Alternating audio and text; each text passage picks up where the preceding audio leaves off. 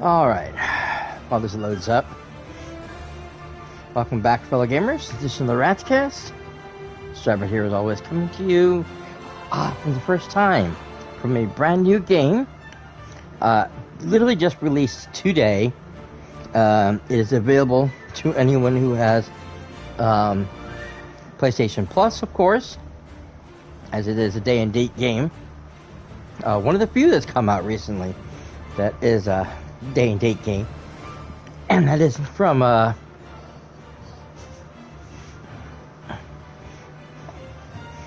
first-party indie game or a timed exclusive.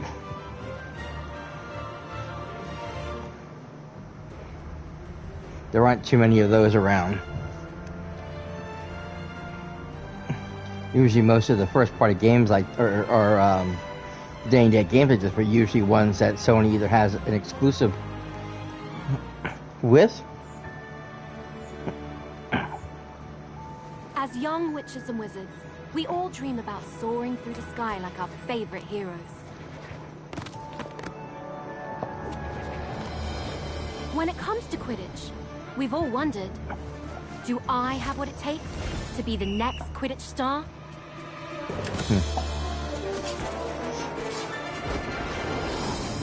To beat my toughest opponents? To keep my composure when it matters most? To chase my dreams at any price? To seek glory for my team? Because someday, that dream could become a reality.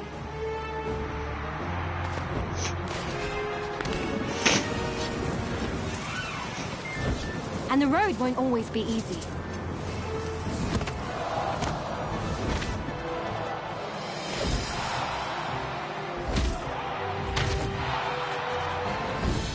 But if you just keep getting back on your broom and trust in your teammates, Quidditch is magic. So ask yourself again, do you have what it takes? Do you have the heart of a Quidditch champion?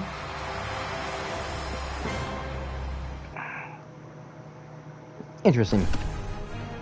Now, I had played the original Harry Potter Quidditch World Cup years and years ago on the PlayStation 2. It was one of my favorite games I had. It took me a while going through the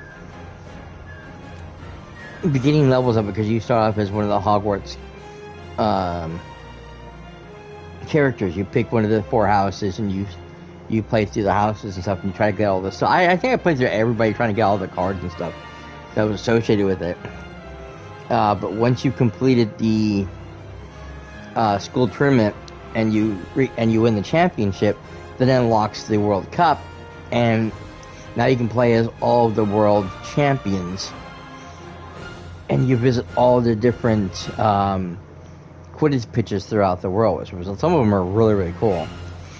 And the funny thing is that there was a U.S. version, which they don't talk about a U.S. Quidditch champion team, but there was one for the game, and the pitch figures, it was all fall colors, and it was done like in a Halloween style. Like it figures the U.S. would be so tacky as to use a Halloween theme for their Quidditch pitch. Sheesh.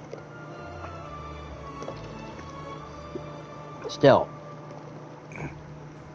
there was a lot. I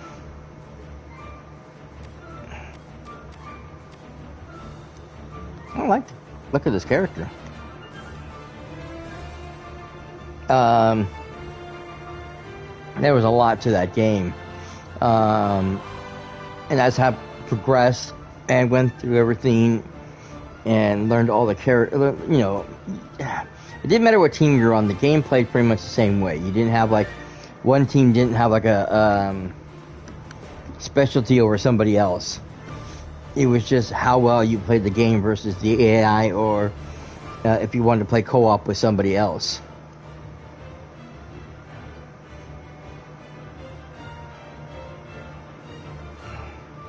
And I had gotten really good at that game, that I was winning every single match constantly. If I played against somebody or played with anybody else, they just had a hard time playing against me because I was so damn good. I had very few people I could actually play with because there wasn't a lot of people playing this game where they didn't know the game well enough to be able to compete, which sucked. But I had really loved that game back then. So I'm hoping I'm going to like this one just as much.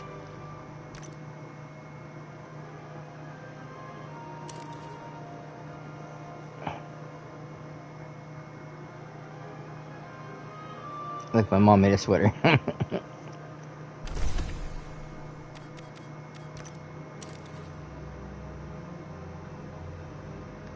That's what I'm trying to do.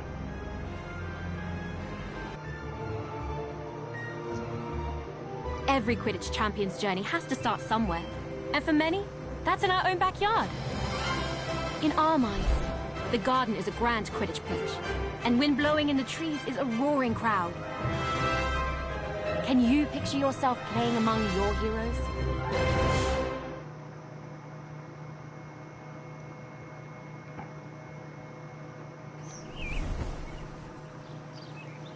Welcome to our backyard Quidditch pitch. Before you take flight, let's make sure you're comfortable on your broom. Rest comfortably in the saddle, and double-check your grip position.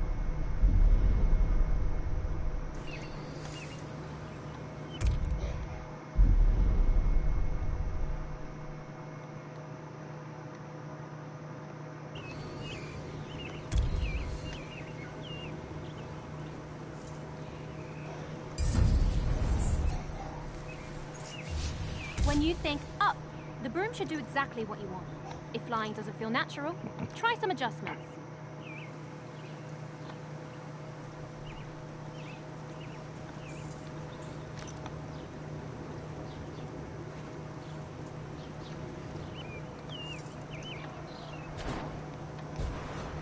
Ah!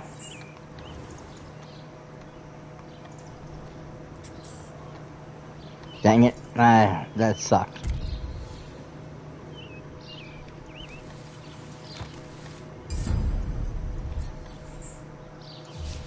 Yes, I know. There are a lot of threats on the Quidditch field. Mastering your evasive flying will keep you out of harm's way. Ah. You can really push your broom for an extra boost of speed, but it won't last forever. You'll eventually need to ease off and recover.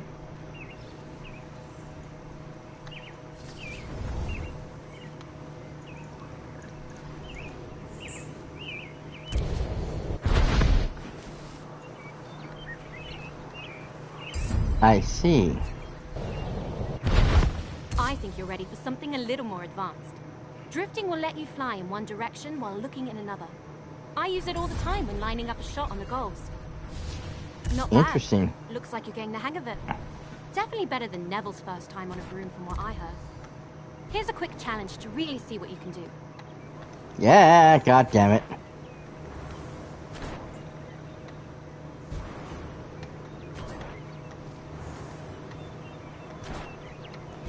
I hate flying through rings. Ah, shit.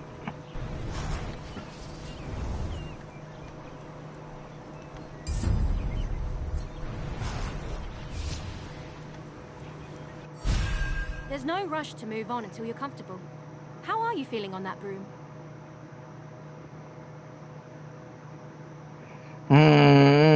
Not the best, actually. All right. Let's run through the basics. I had the same problem with the broom when I was playing Hogwarts Legacy, or Hogwarts Legends, whatever it's called. I could fly, no problem. Let's make sure you're comfortable on your broom. Rest comfortably in the saddle, and double check your grip position.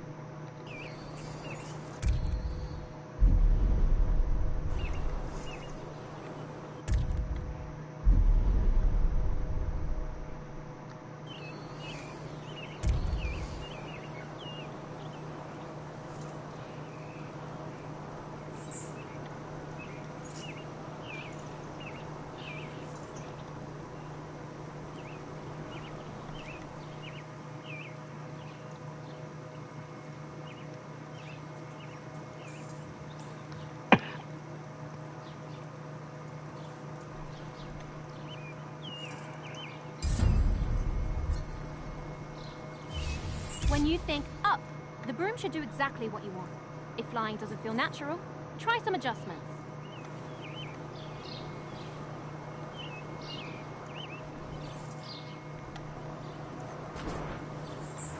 Shit. And I missed another one too.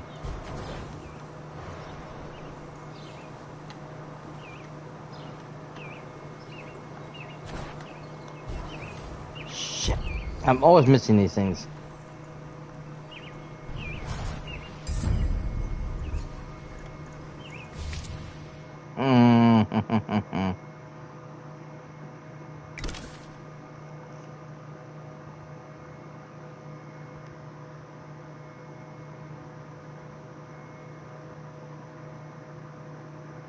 I don't know what that means.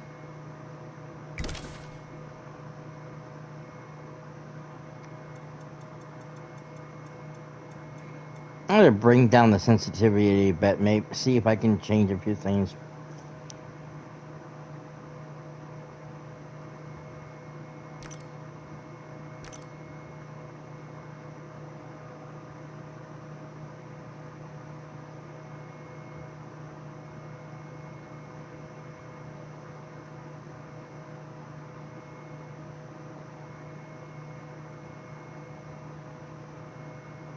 Okay, those haven't been unlocked yet.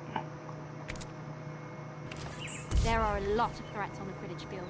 Mastering your evasive flying will keep you out of harm's way. You can really push your broom for an extra boost of speed, but it won't last forever. You'll eventually need to ease off and recover.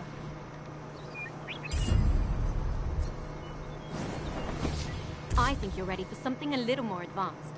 Drifting will let you fly in one direction while looking in another. I use it all the time. Not bad. Looks like you're getting the hang of it. Definitely better than Neville's first time on a broom from what I heard. Here's a quick challenge to really see what you can do.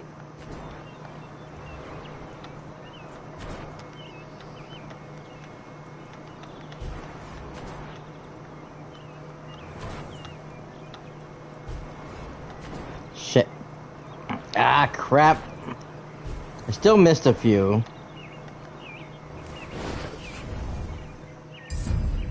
But I got a lot more this time than I did the first time. There's no rush to brilliant. Okay, let's see where we are. Each team has 3 chasers. They're the heart of the Quidditch team, if I do say so myself. That ball is called the quaffle, and a chaser's job is to, well, chase it. When the other team has the quaffle, our chasers need to get it back at all costs, and bring it towards the opponent's goal. And working as one, throwing the quaffle through any opposing goal scores our team points, and brings us that much closer to victory.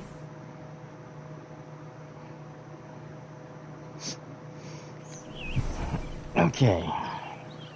Quidditch is fast-paced, and you'll often need to change your approach quickly. Sometimes a change in perspective is all you need.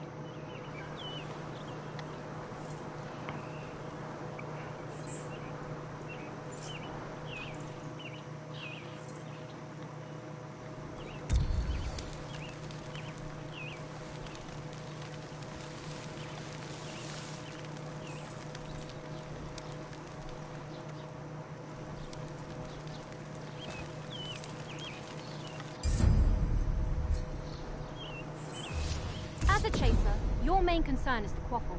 Have a look for it now.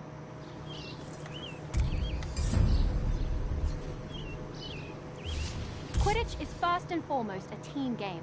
When you find yourself in an advantageous position, let your team know by calling for a pass.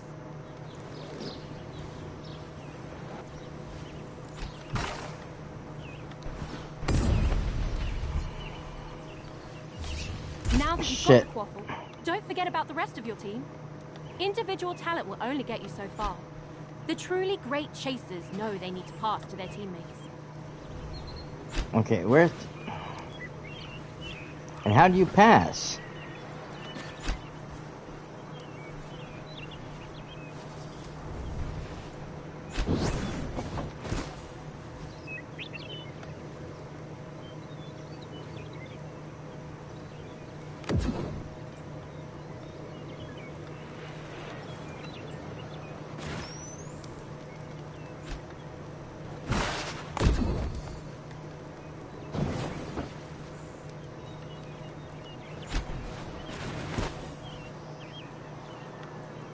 I say, I don't know if... Yeah, see, I'm dropping it. I'm not even...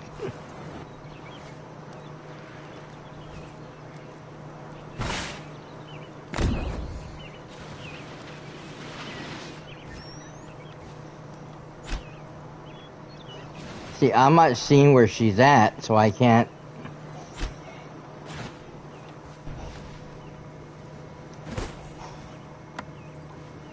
Okay. Nope, there it goes.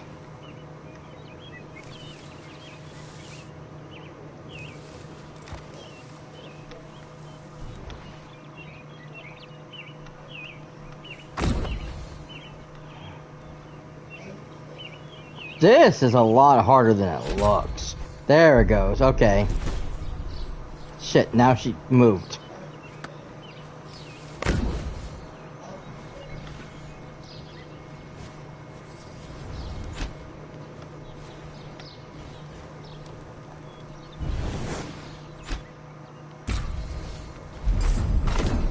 There we go. As a chaser, your main focus is to score points for your team. The more you score, the closer you always be on the hunt for the quaffle. If an opposing chaser has possession, that can easily be resolved with a swift tackle.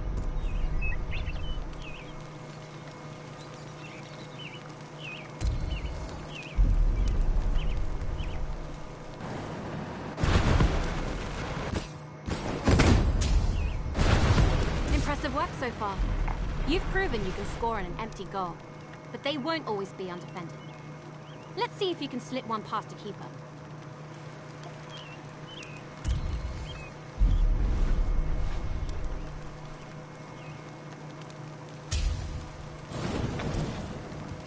I know I'm going the wrong way.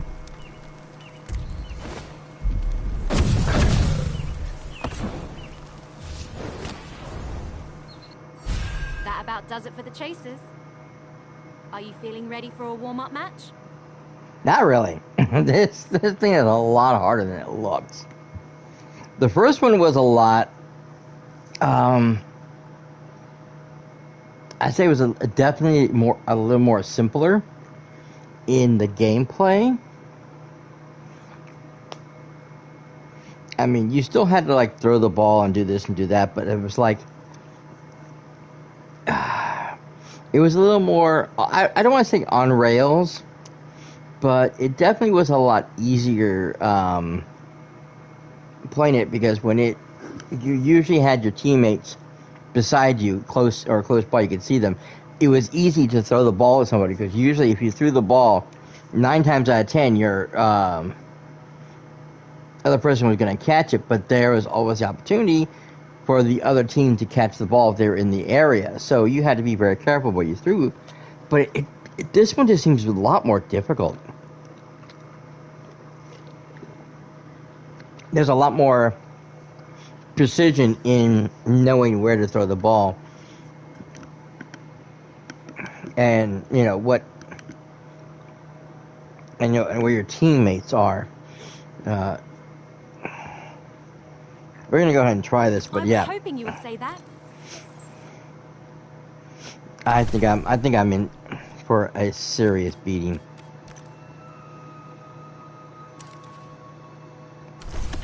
Why is it? This is the Weasley twins, excited to show off our moves. Greetings from the commentator stand. This is Ginny Weasley. I get two of the same people.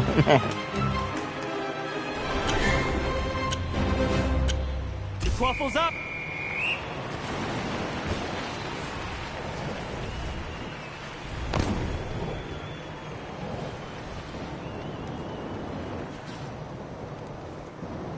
Chaser lines up. The quaffle goes in.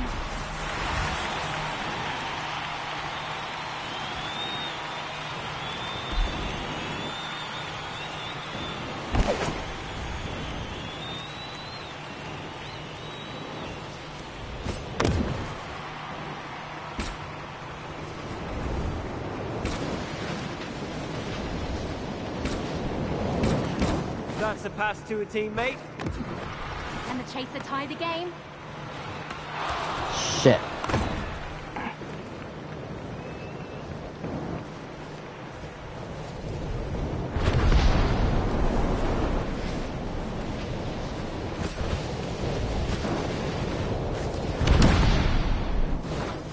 the shot. Ah, so close. Quaffles. And that's a goal. Damn it.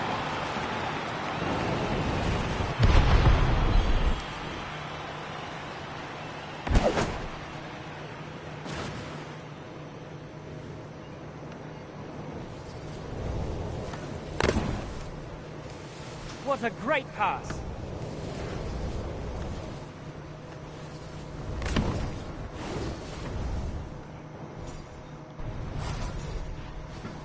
Here's the shot. Goal! God damn it. Either that's the final whistle, or Mom's found the flubberworm in the toilet. What a match. Funny.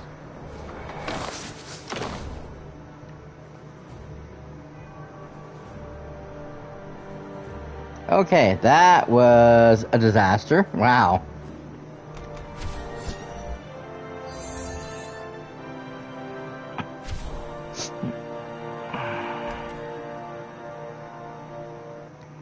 Great effort out there.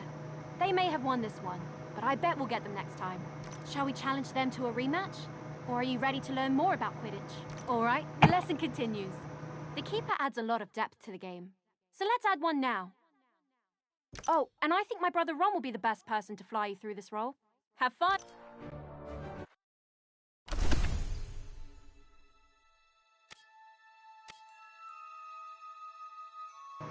Okay, let's change characters this time.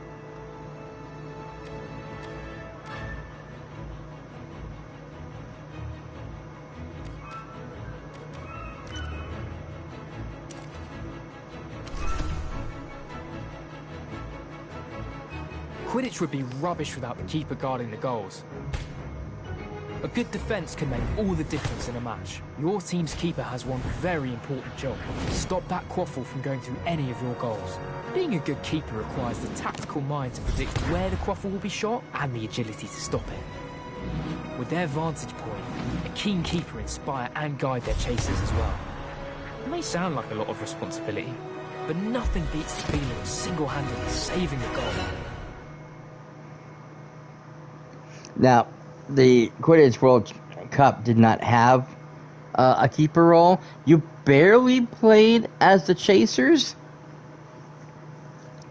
The whole idea was try to get as many things as goals as possible as you waited for the snitch to show up, because you had a bar on the bottom with which the thing would increase with all your actions, and once the bar was completely lit up, then the snitch is on the field, and now you switch to I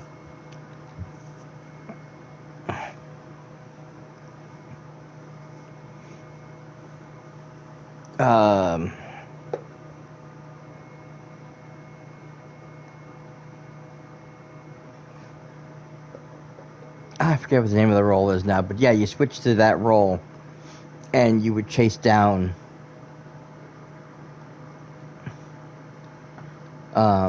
the thing, shit.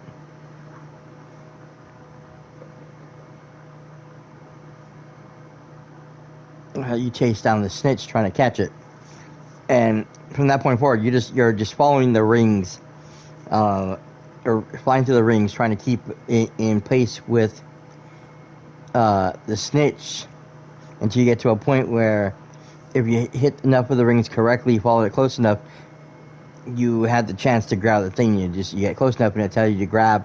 You grab, and you go through. Then you see an animation cutscene of you grabbing your character grabbing the snitch.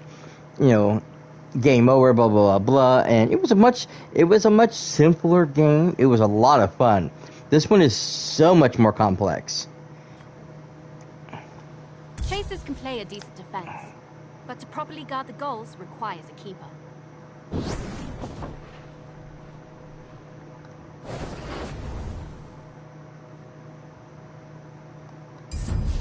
Keepers have their own way of moving. More like a hummingbird than a hippogriff. Give it a try.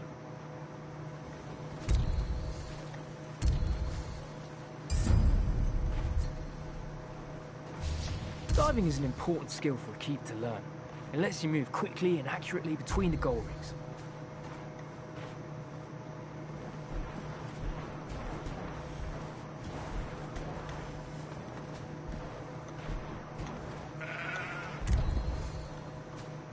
Interesting. Okay.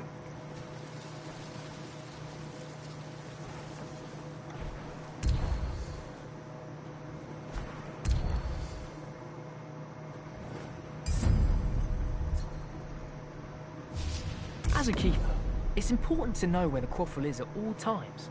Don't forget to keep focus on it when you need to. The keeper's job is simple in theory. Stop the other team from scoring goals. It's trickier in practice. Chasers will try and trick you, so keep a close eye on them and be ready to move. Your team depends on you thinking on your feet. Broomstick, in this case. Mm-hmm.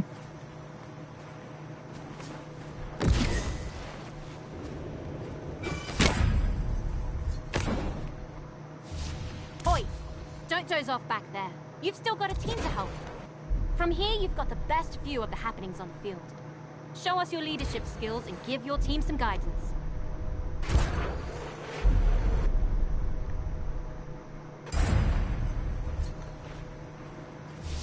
Now let's take a look at your play calling from the chaser's point of view.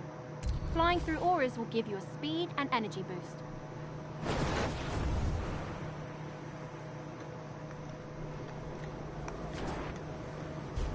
Yep.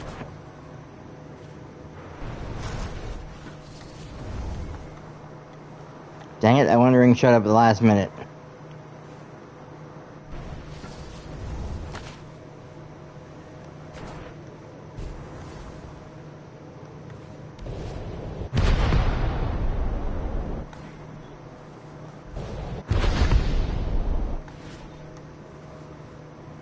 Okay.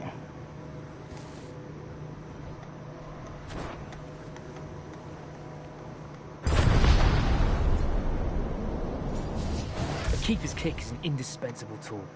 You can use it to deflect quaffles and bludgers, or you can even give other players a good whack to drive them away. Let's give it a go. Try and save this next shot on goal by deflecting it with a big kick.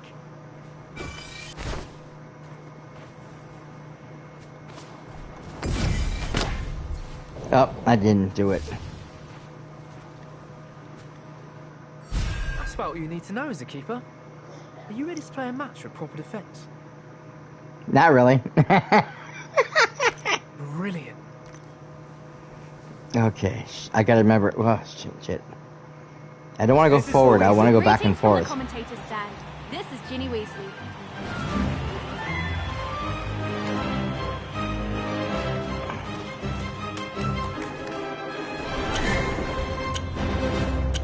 The quaffle's up.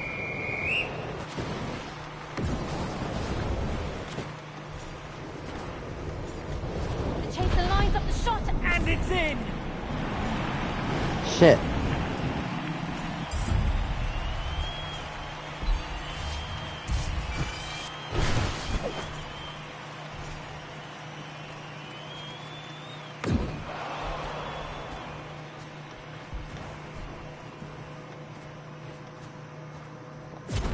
There's the shot. The quaffle flies past the keeper and goes through the hoops.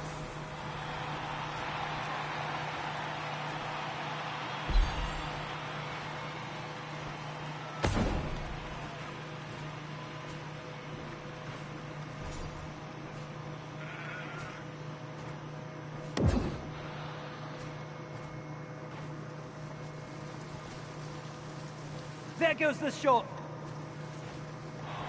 The keeper blocks the goal without breaking a sweat. The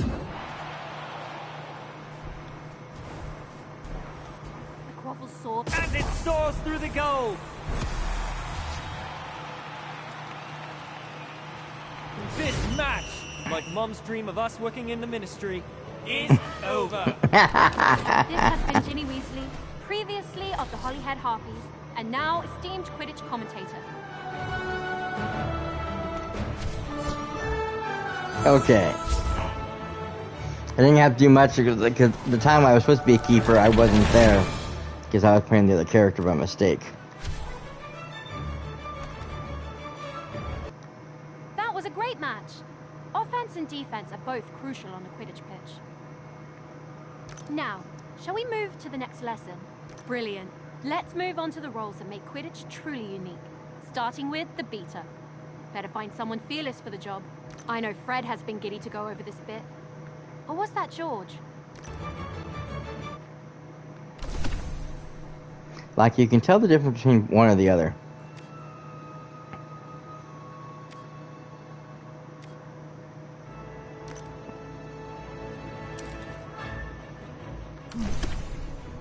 I'm just picking different characters for the sake of picking different characters.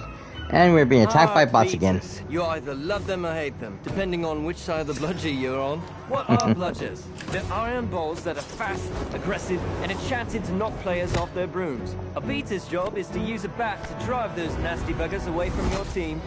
Or theirs. What could be better than seeing your opponent set up a perfect play and totally ruining their plans?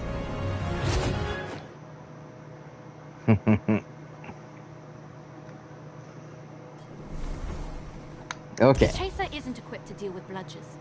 For that, you'll need the beater's best friend. As a beater, your main focus should be on supporting your teammates by disrupting your opponents.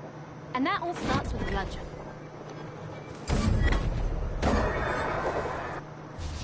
Drifting isn't just a chaser trick. Beaters can do the same, often to devastating effect.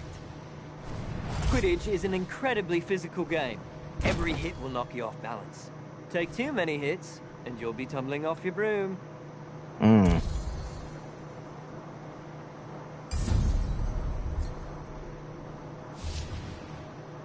When all else fails, you can just pretend you are the bludger and tackle your opponents. That usually does the trick.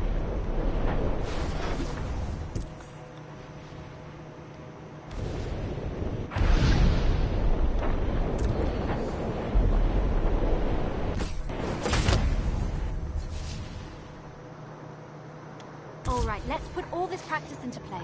Hit that player with a well-placed bludger. Don't worry about hurting them. They volunteered for this. Well, they were voluntold to do this, but I'm sure they'll be fine. I can't find the dump.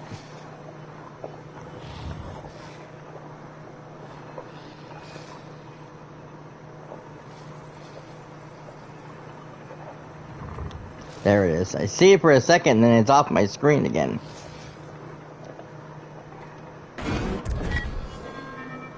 Oh, there it is. Okay.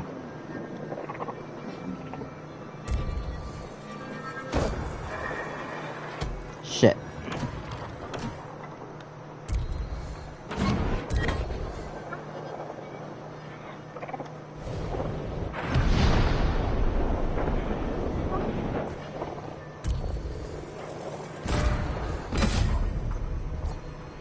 Get him. Okay, let's knock them off their broom. Same as last time. Send a bludger their way while they're still off balance. Maybe we should worry about hurting them. Just a little bit at least.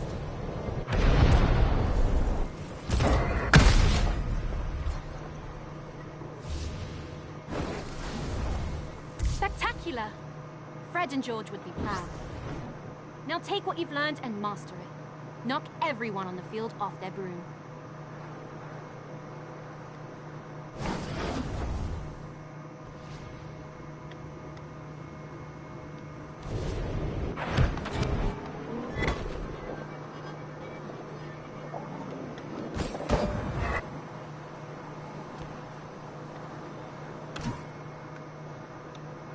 God damn it, I missed.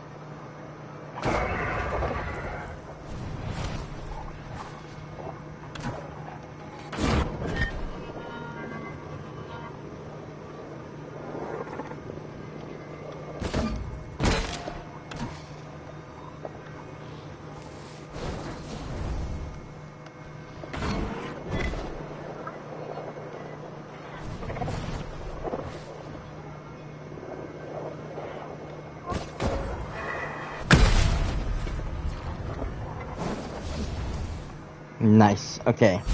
Now that you understand what a beater does, are you ready to see them in action? You make a fair beater. Thanks. Then let's play a match with bludgers and beaters in the mix. Watch your head out there. Welcome back to the pitch. Get comfortable, but don't forget to duck.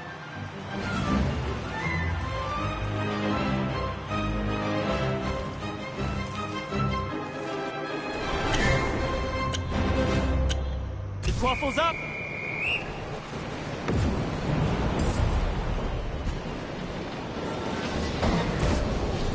Soars towards the goal.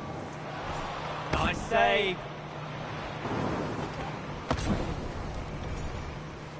The away team steals possession.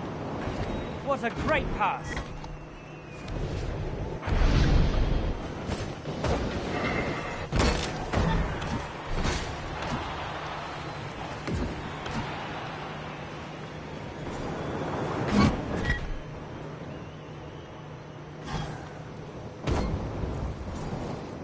Shit.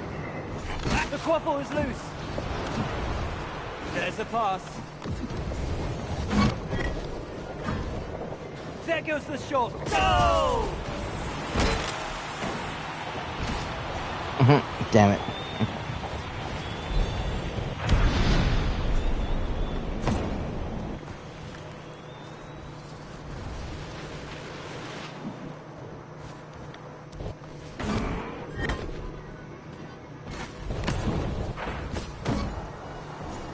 The quaffle is knocked loose. Come on, you damn thing. Chaser lines up the shot. The chaser scores!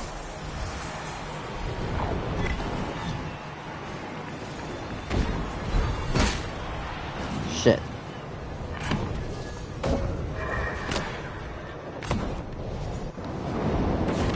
Yes, keep moving it downfield.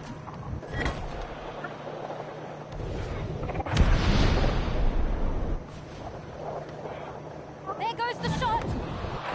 This one's a miss, but keep your chin up. There goes the snitch. Shit. There's the shot. Ah, so close. Waffle soars towards the goal. Nice save. They stole the waffle. Dang it. The chaser lines up the shot. Incredible shot. Ah. Awesome. That's the end of the match. Perfect timing too. I think the gnomes are back again. Oh, great. Ginny Weasley No. signing off.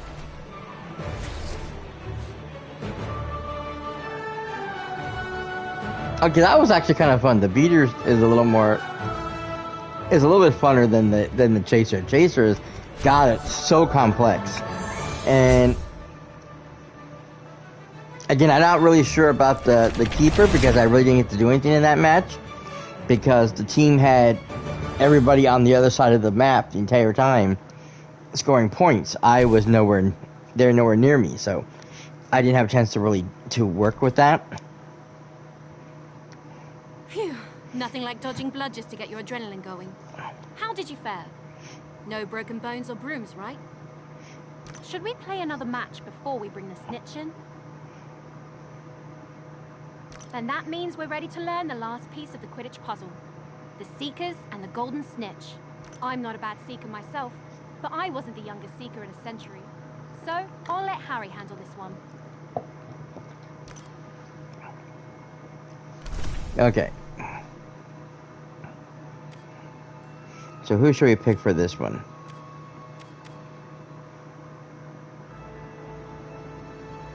Yeah, sounds good. I don't know why it keeps moving back to that one Everybody knows default. the Seeker. Their job is to find and catch the elusive golden snitch to score big for their team. Easier said than done, as it's the size of a walnut. I suppose they don't call it seeking for nothing. But aside from sharp eyes, you better have sharp reflexes too. Because once you find the snitch, You'll also need to chase it and grab it before the opposing Seeker does. If you can stay close to the snitch, anticipate its movements, and dodge a bludger or two, you can actually hold victory in your hands. This is going to be the hard one because, like I said, the first one was a little bit easier, but you did have a lot of diving and weaving and shifting your positions that you had to do. You didn't have to worry about the blodger so much because they really didn't focus in on that when the game was being played. The only time you had to worry about the blodger and the beaters is in the brief section when you're playing the keeper. Because the other team could throw it at you. And there was a situation where if you're chasing down the person who had the quaffle in your team, you could hit a specific button and the team beater could hit the quaffle or could hit the blodger at the person who had the quaffle, so you can grab it. But you didn't actually play the beater in the Quidditch World Cup because I said you really only played the chaser briefly before you had to play the seeker. And like I said, the whole last portion of the game was just literally chasing down the seeker, trying to stay within the rings. And they were like pretty closely set rings. Just got to follow the thing around wherever the thing went, up, down, left, right, whatever. There were times when I actually went in between, like when you remember, like, if you remember the second game or the second movie where they went into like the underneath the bleachers and they had that little section with all the wood. Yeah, you had to do that a couple of times, but that I think it only happened in the House Cup. The World Cup, that didn't happen very often, but there was a lot going on. But it was a lot more simpler than this. This has a lot more control. You know, like I said, when you have that slide thingy that you can do with the drift and some of the other maneuvers, this is going to be fun. This is going to be a challenge. Seekers are entirely focused on the golden snitch, an elusive golden ball. It's tricky to find and even harder to catch, but gives your team a load of points. When the snitch has been... Usually you'd need to find the snitch first, but for now we'll just focus on the fundamentals. You'll get a chance to play hide and seek with it later. The snitch is famously hard to keep an eye on. Stay focused to avoid losing track of it.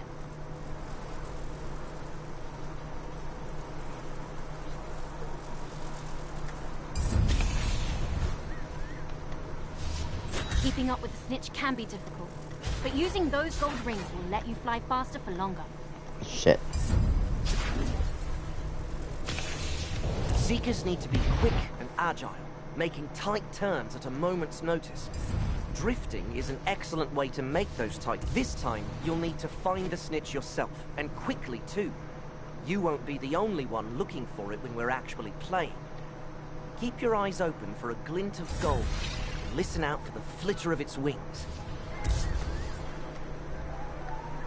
Shit.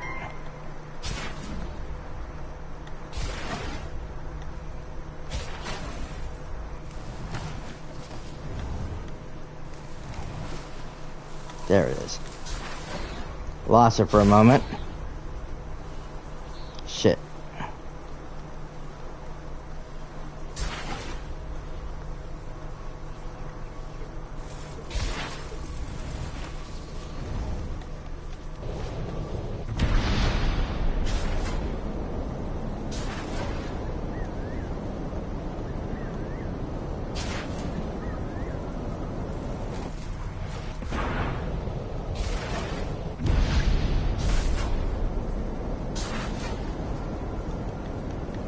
Missed another one. I'm getting to most of these, thank goodness, but...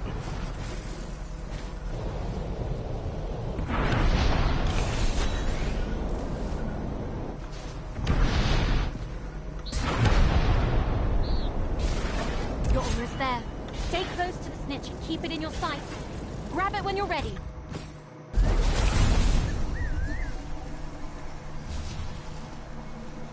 Alright. And with that, you know everything you need to know to play Quidditch properly. Are you Then ready it's for your first secret and real sinful. match? Okay. This one is for all the gobstones. We'll be playing with full teams now, so let's not hold back. Okay, so basically in this This is the game, Wizard Twins, your favorite pranksters. And get ready for another thrilling game of Quidditch.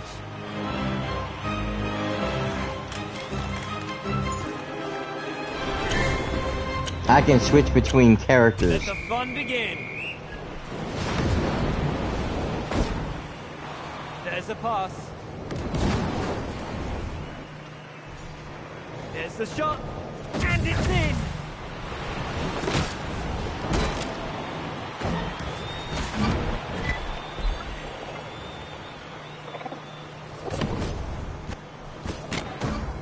Shit. Everyone in the stands, watch out for those bludgers. What a great pass. The quaffle is passed. Where's that? There it is. There goes the shot. What a save. There should be two of them running around. That, keeper.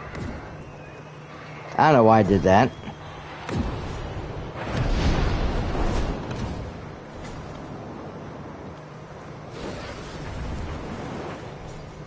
Always good to see a team passing the quaffle around.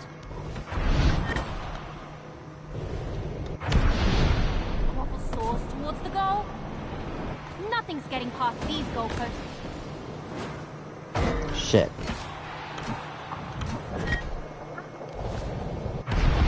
Yes. Keep moving it downfield.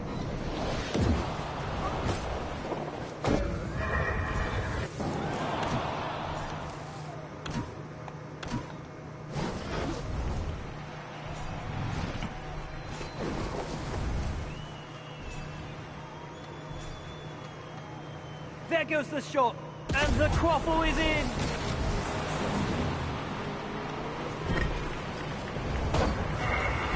I didn't mean to do that.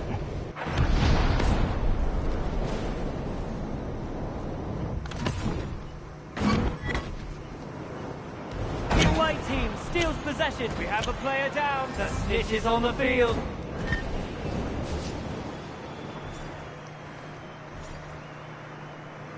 The chaser lines up the shot and the quaffle soars through the post. There's the snitch. But who will be the first to catch it?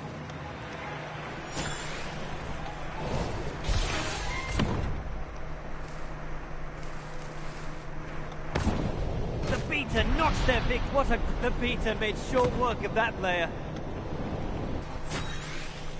No one's hogging the quaffle on this team. There's the shot. Nice save.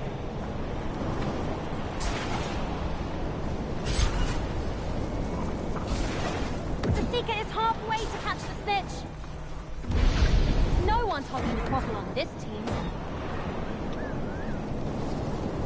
Damn it. Got it. There goes the shot. Great teamwork, great keeper, great save. What a great pass. The snitch is within reach. Don't lose focus now. The beater knocks a player down. Yes, Damn it. keep moving it downfield. The visitors save it. But that's an intercept. Quaffle soars towards the goal. We're You've got this, Chaser. Try again.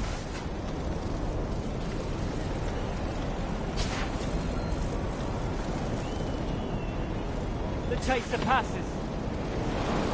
Chaser lines up the shot and... the keeper stops the quaffle! Keep pushing. A tiebreaker is within reach. The snitch has been caught. The Damn it. salamander we lost in the house, on the other hand.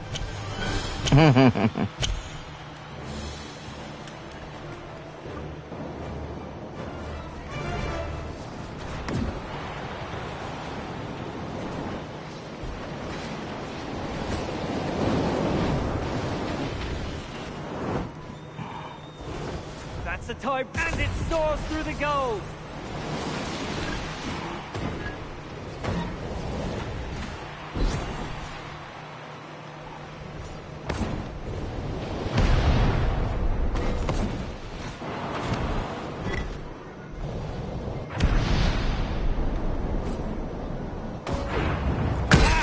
that? The visitors steal possession.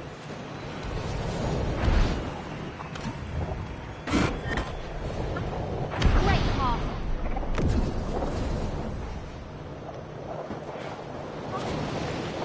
There's a pass. There goes the shot. It misses the hoop. There goes the shot, and it's in.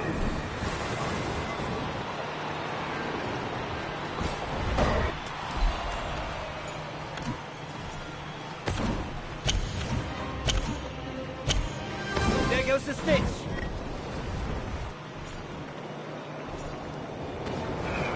The chaser fumbles. The snitch is revealed.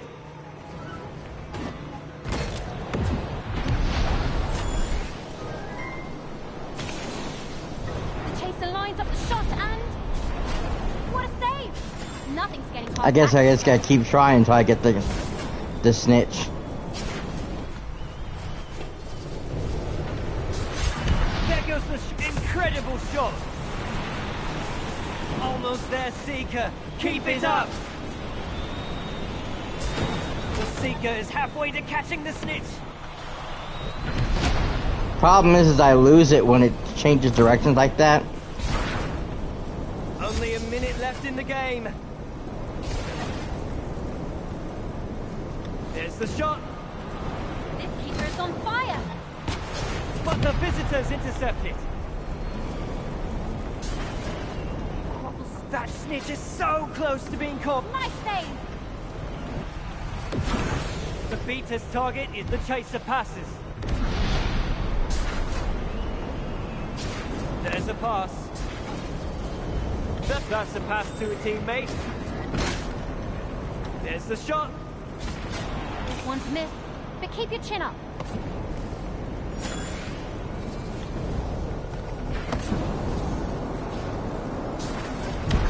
This chaser is not afraid of close contact.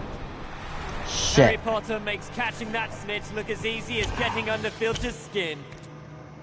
Oh, that is hard. Trying to stay within the rings, especially when it reaches the end of the pitch, because you can't go outside the pitch. You have to stay within it, and I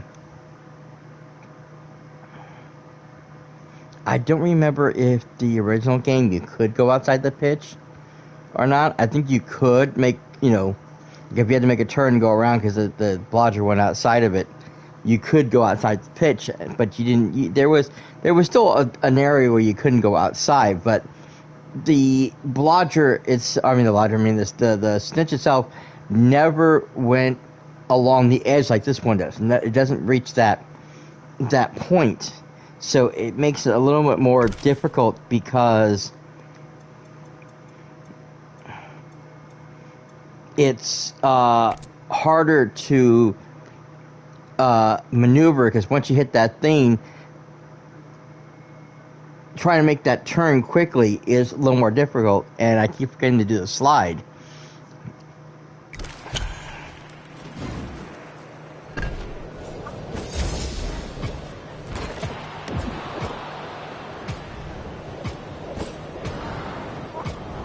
There goes the shot. The chaser scores a goal. Either that's the final whistle, or Mom's found the flubberworm in the toilet. Great game.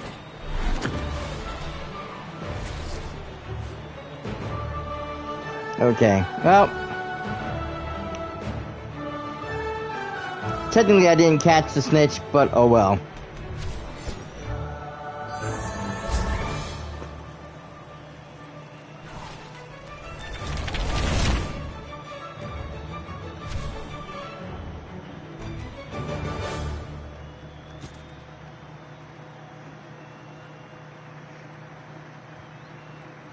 My only thing is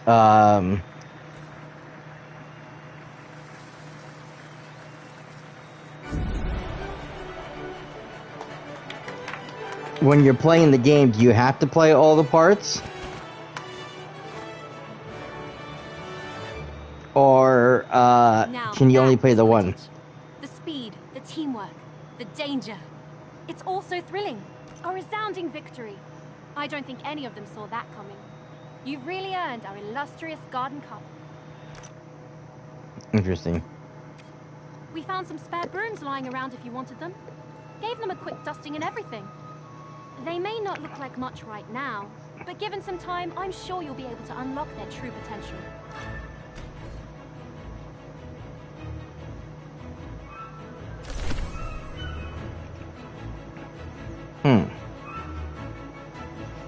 Agility, durability, speed. The Comet. You think with something named the Comet, it would be faster, but that one has more durability and agility. The Shooting Star. You see, that one has more speed. That's the one I'm using right now. It's like, well, no, that's one of those. Okay. So that one's definitely faster. There's the Firebolt. Storm Rider. Very agile. So pretty much it depends on what you want to do, broom wise.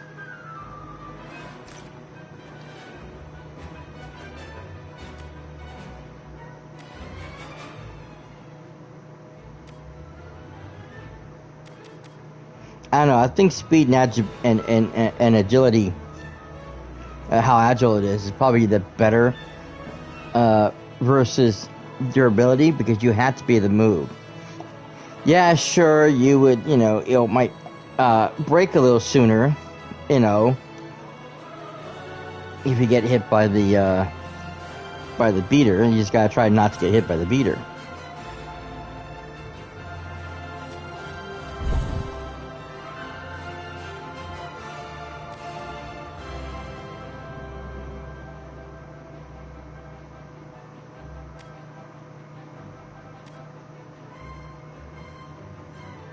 Like this one might be good for okay,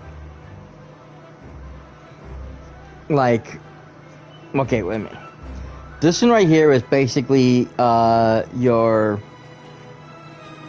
Seeker's Broom, because you want it to be fast and agile. You want to make sure you're able to move, because if you're moving quickly enough, you shouldn't be able to get hit by the blodgers. Whereas this one here is perfect for your chasers, because you want it to be agile, but you want it to be strong. You don't want it to crash and burn when the blodgers come at you. You want to make sure that if you take a hit, you can take a hit.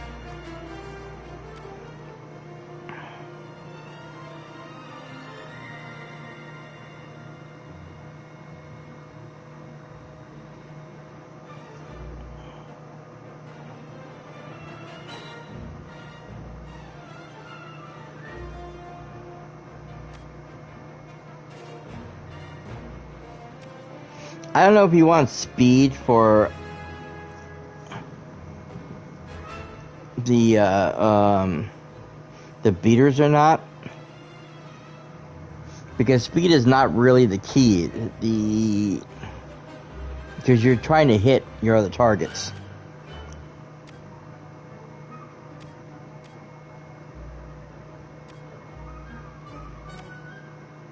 So again, this one might be a good one for the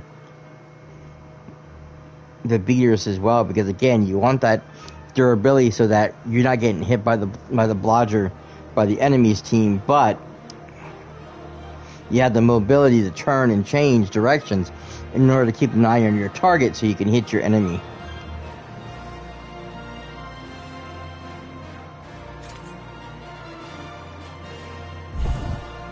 Okay, that's about all I can do with those.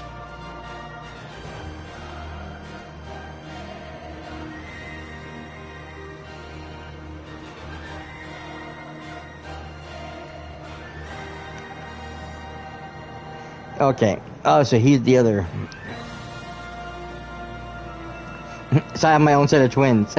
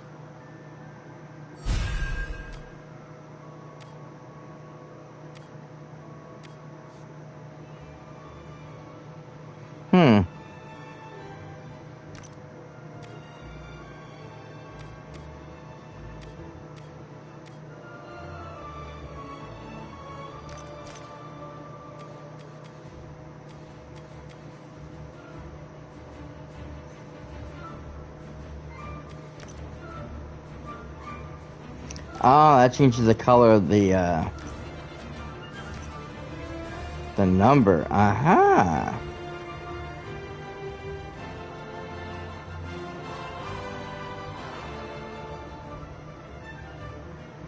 I only wish I can change, I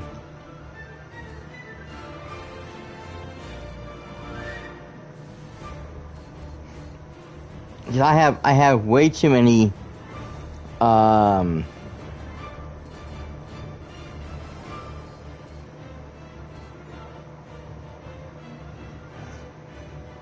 have way too many chasers in this team.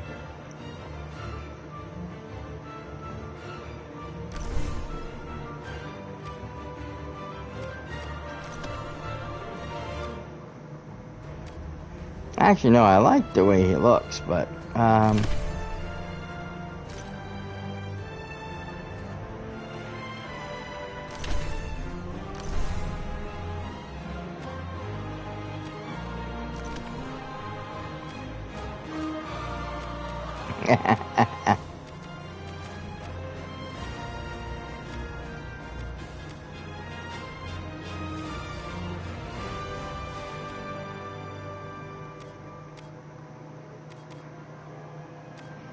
I said, my only thing is I wish they let me change odds funny.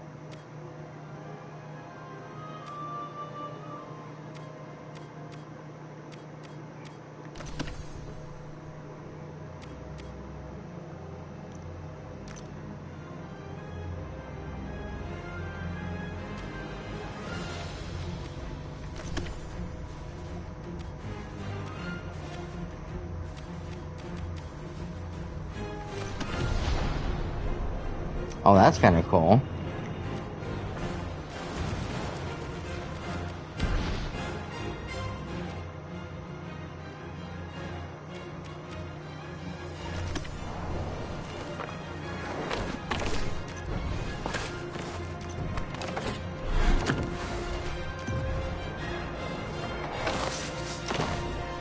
That's cool.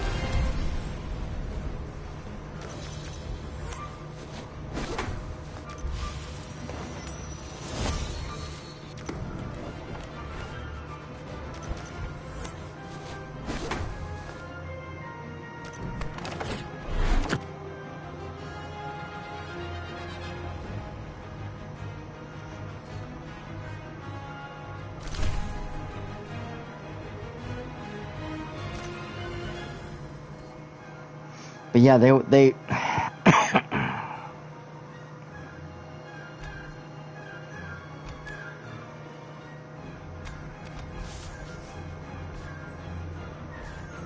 interesting.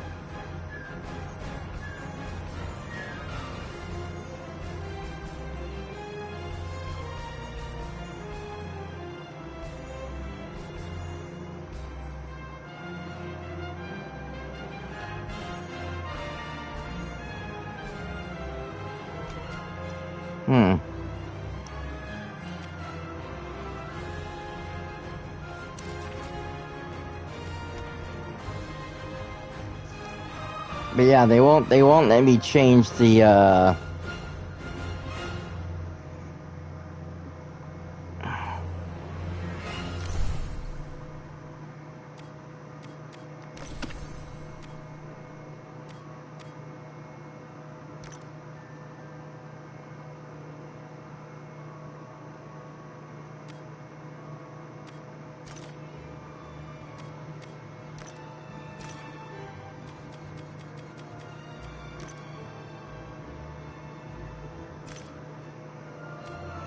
they won't let me change the what roles they play. So instead of having 2 beaters, I've got 3 chasers, which I really wish I could change.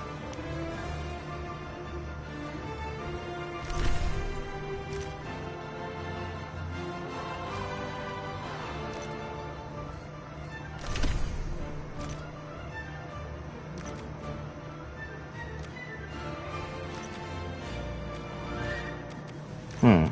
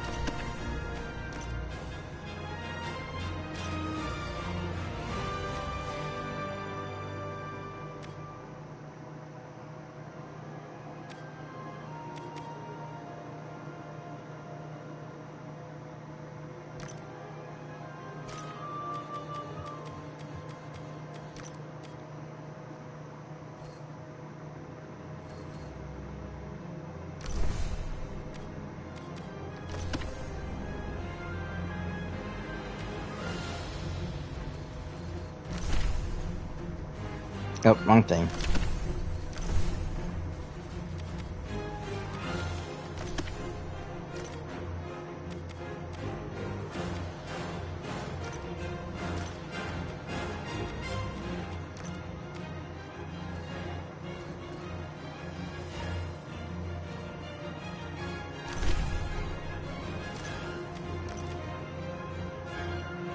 Oh, wait. Yeah, no, that's what I wanted.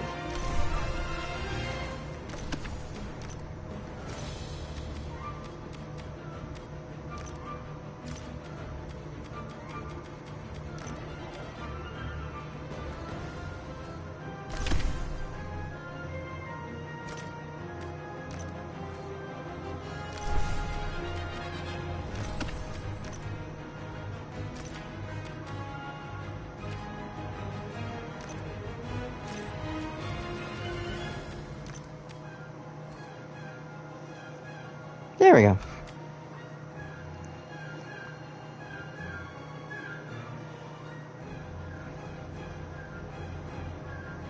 So I'm assuming this is okay, so alright. So we can do solo or co-op versus bots. You can do online multiplayer. The expedition, which that can also be done as solos, but of course and with bots. But of course, that one also is a co-op game that you can play online. And then open practice, which is just versus the bots.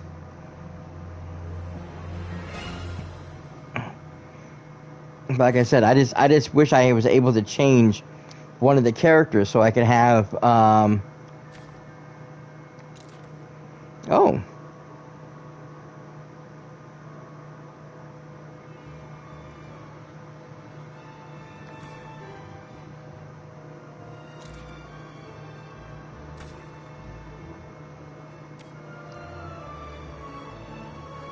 I wonder how you do that.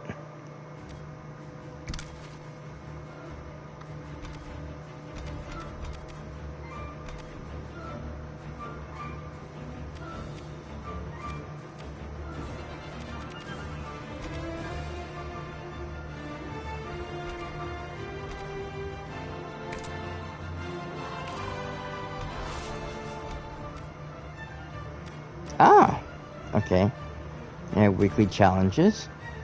Yeah, the season stuff I was looking at earlier. Oh yeah, the little owl. That's cool. Look at the key.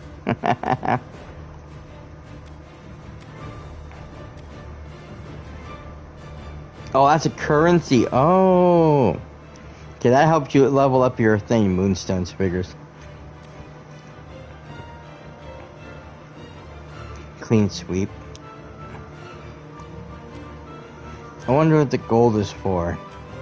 Okay, let's see something. A marketplace. Okay, so the gold is for the marketplace.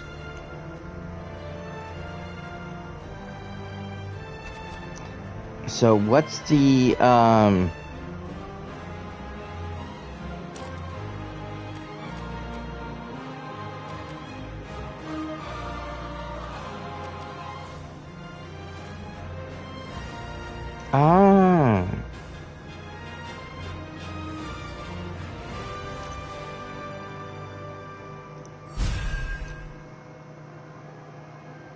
challenge complete.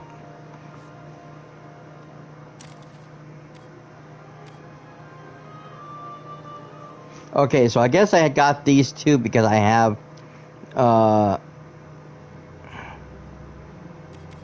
assuming I have, because I have the Hogwarts, Legacy game, because in the Legacy game, I actually played the Ravenclaw because I had taken my,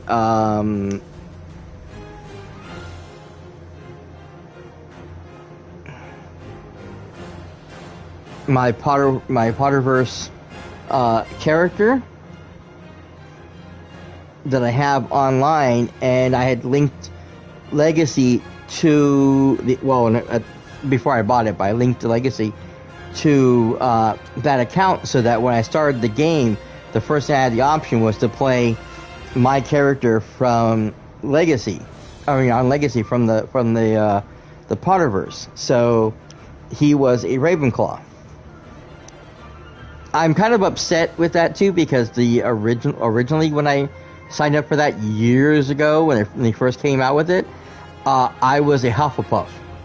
Wasn't happy about it at first, but I had got used to the idea. I still 9 times out of 10 will say I'm a Hufflepuff because that was my original character.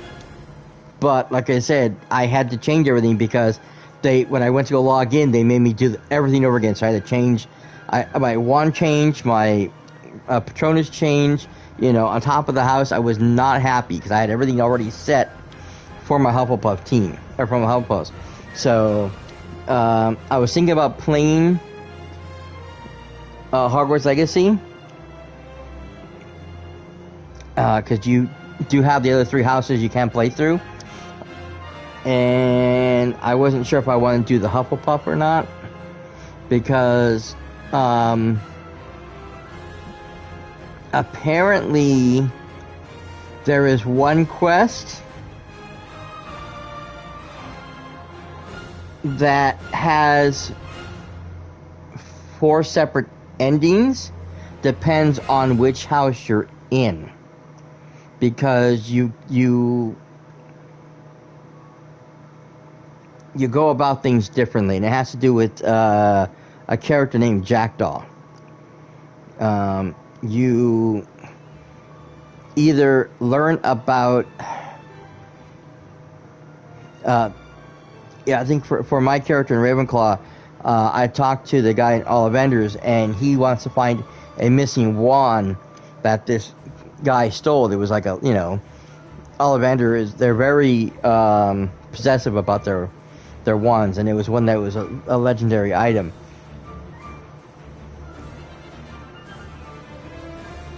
So you have, they sent you to go find it, and that leads you to Jackdaw. Then there's another mission,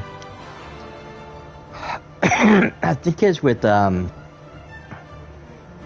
Gryffindor, where you have to find something else, which again leads you to Jackdaw and the diary.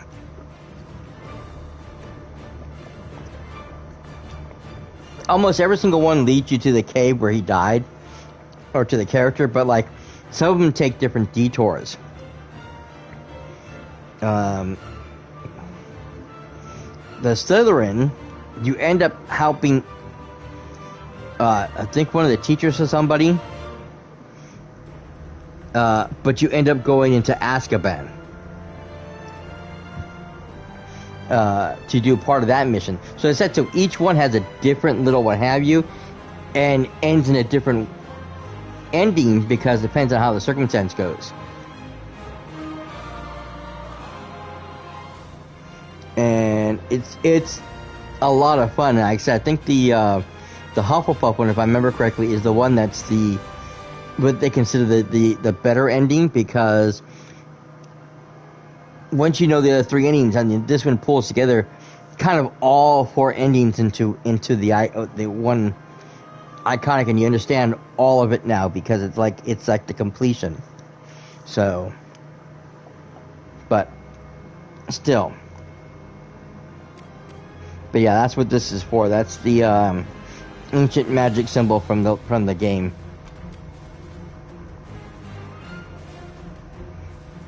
Okay, well, let's go practice some more bots, because I don't think I'm good enough to play this game.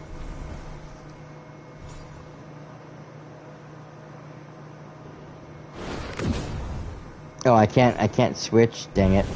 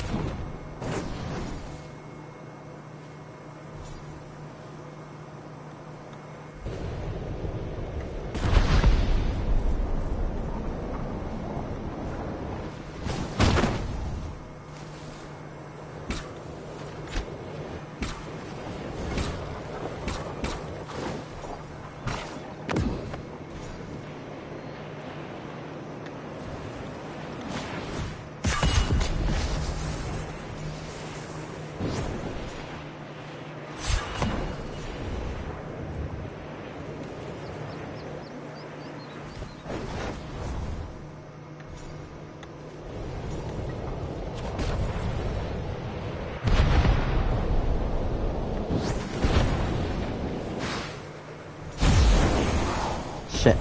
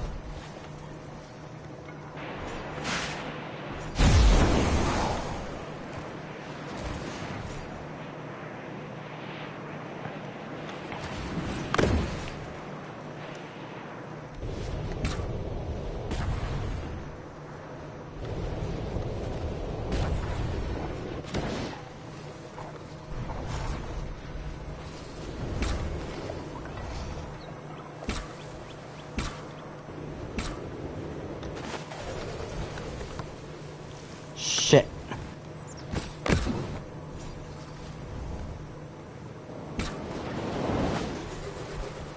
Ah, damn it. I lost the ball, didn't I? Yes, I did.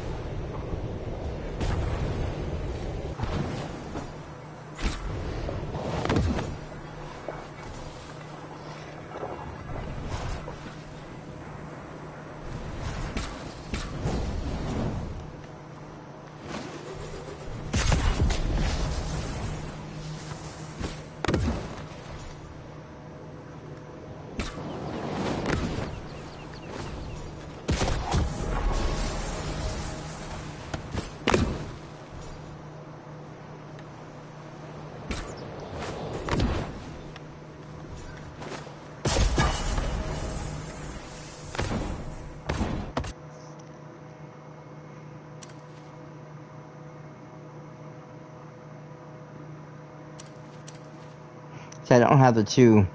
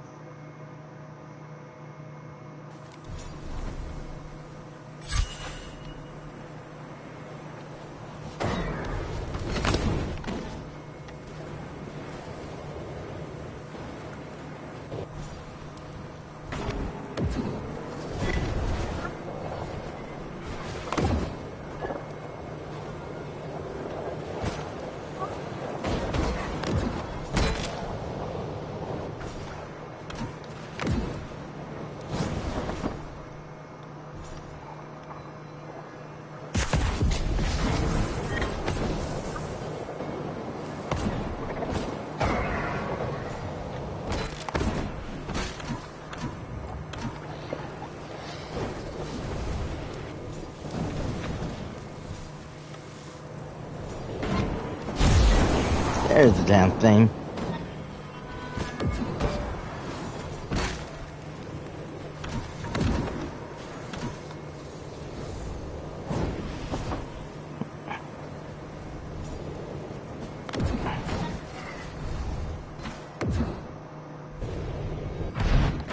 Come here, you bastard. There we go.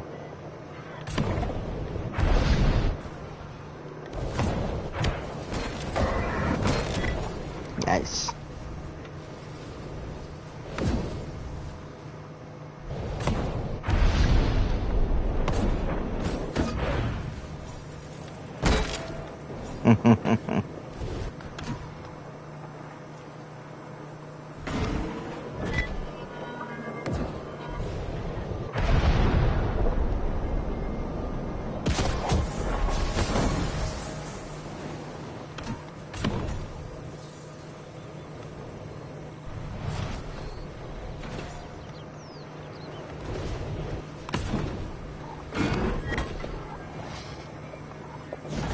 I think I definitely like playing the beater better because it's a lot less complicated.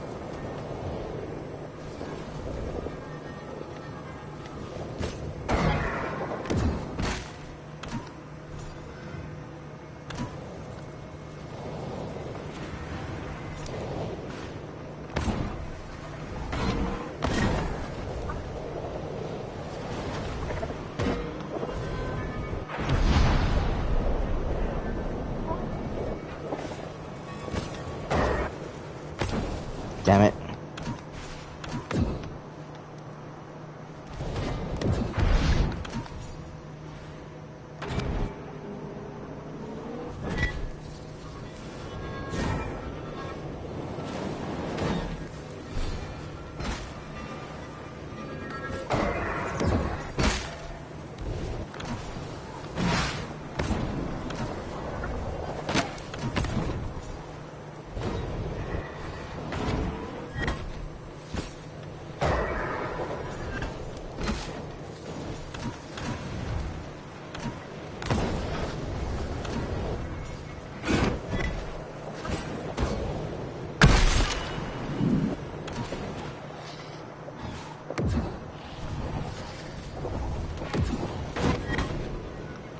Gotcha.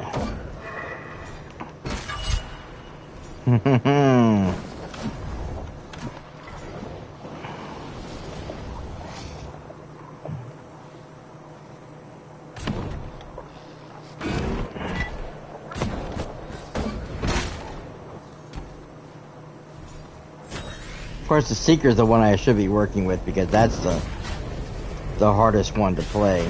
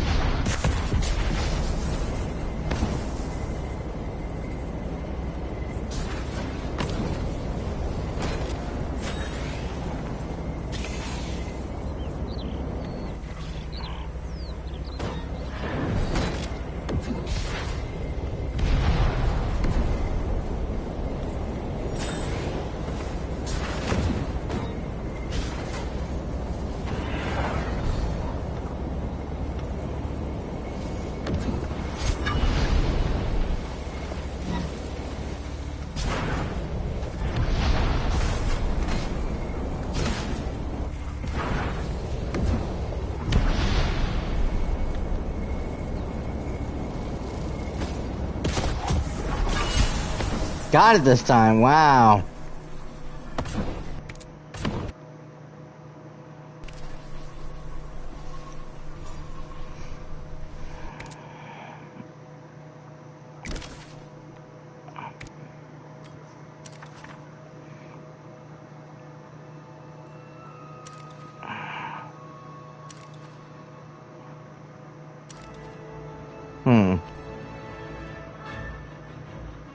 Yeah, I definitely have to say this is a lot more complex than what I thought it was going to be, for sure.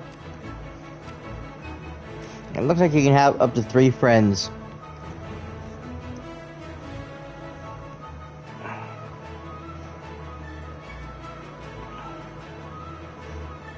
So it depends on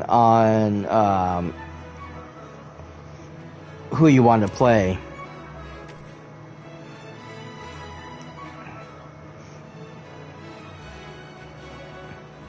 You can cover at least 3 of the roles. You can't cover all 4.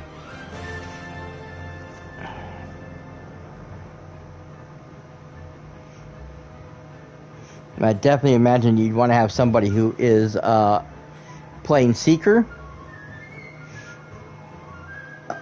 and you could either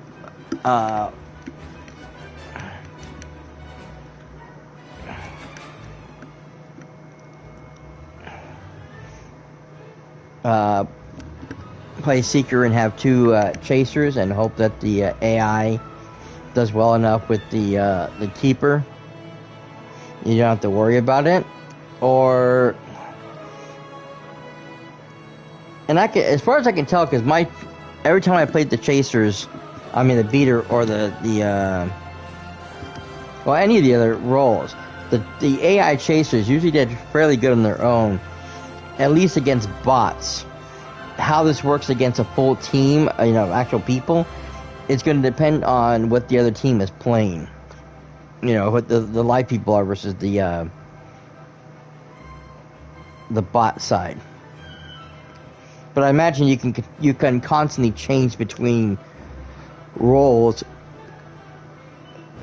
throughout the entire game. So you could start off, one person being keeper, one person being chaser, one being blodger.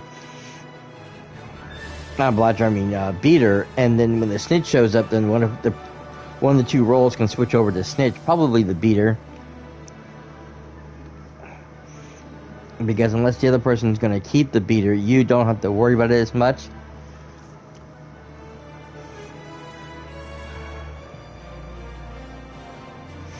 But yeah, interesting game. Like I said, it is literally out today. It is available for purchase. I believe it's on all platforms. And I never bothered to look that up, but I think it's on all the platforms.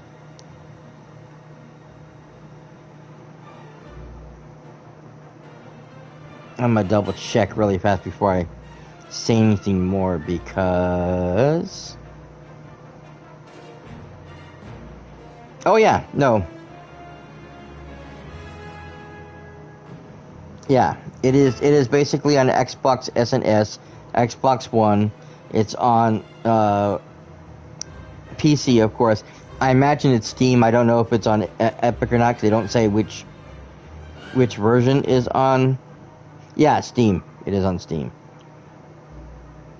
It's, of course, on PlayStation 4 and 5 and on Nintendo Switch, which means it's pretty much on all systems. You can play with everybody or anybody on any of the systems, because cross-play is available on all of it. So it doesn't matter what system your friends are playing on or what system you're playing on. You can always play with your friends anywhere, anytime. However, this is probably going to be on Game Pass. So if you have Xbox Game Pass, you should be able to play it on PC or on your one of your preferred Xbox consoles for free. Same thing with PlayStation. If you have the PlayStation Plus, doesn't matter if you have just the basic PlayStation Plus, it is free day and date on PlayStation 4 and 5. So that means that any of the major consoles, you should be able to play it today for free without having to pay for it. The only one you'd have to pay for is if you're buying it through Steam, or if you're buying it through Nintendo. They're the only ones, unfortunately, that you have to pay for the game. It seems awfully weird, but that's the way the cookie crumbles. However, the one nice thing about this is that it is not a full price $60 game, which is one of the nice things about it. Is only $29.99, $30 US. There's a deluxe version, of course, for $40.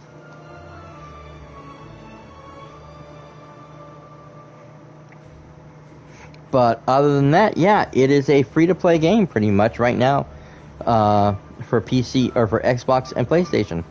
So, if this looks like something you might want to play, you might want to check out, I would suggest doing so if you already have, like I said, an Xbox or a PlayStation, because it is free. You might as well play it, you might as well check it out, see if there's something you might want to jump into, before it's decide whether or not you want to invest your time into this game. It definitely looks like it could be fun. I would need to spend a lot more time practicing playing solo before I'd even bother to play online, because I was having a very difficult time with this, trying to figure out certain things, and like I said, definitely during that little training match, trying to get the snitch, which I kept losing. The only thing is that even though in every case Harry Potter caught it both times, it doesn't count against the score on the thing. The game only ended if I caught the snitch, and I never caught it, because I was having a hell of a time. So I'd have to learn the controls better. So, but interesting, very, very interesting game. I can see this now. Funny thing is, they don't have an exit in this, which I think is really, really weird.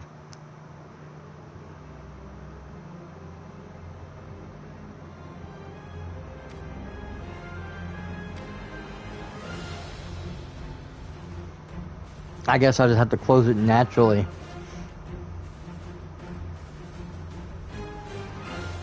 But yeah, I think that's going to be it. I do want to briefly talk about the Concord disaster. I know everybody's talking about it right now. I am a little upset because I know Concord wasn't, it didn't really stand out at all. It really wasn't, I didn't know ad break started.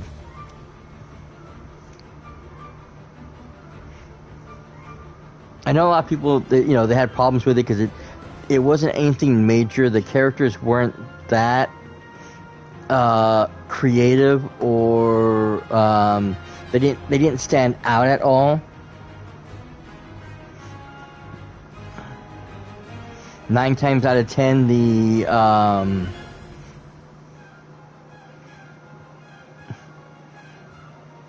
characters were just, it was fun.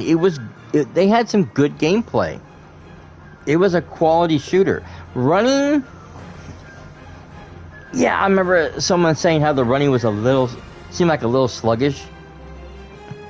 And that, I will admit, the running, I think you were faster if you did like the quick run, and then you did like the slides. You seem like you're able to get a little further faster by running, sliding. I started doing that. I noticed a lot of people started doing that, and I started doing that with the characters I was playing. And yeah, you seem to get a little bit faster at that, but yeah, the running does feel a little on the sluggish side. But the gameplay was good for most of the weapons. I liked a lot of the weapons. I really enjoyed Concord a lot. It was fun, but it didn't have anything that stood out. The maps were creative, inventive. Some of the powers were okay, the abilities. But But like I said, it didn't stand out amongst the rest of the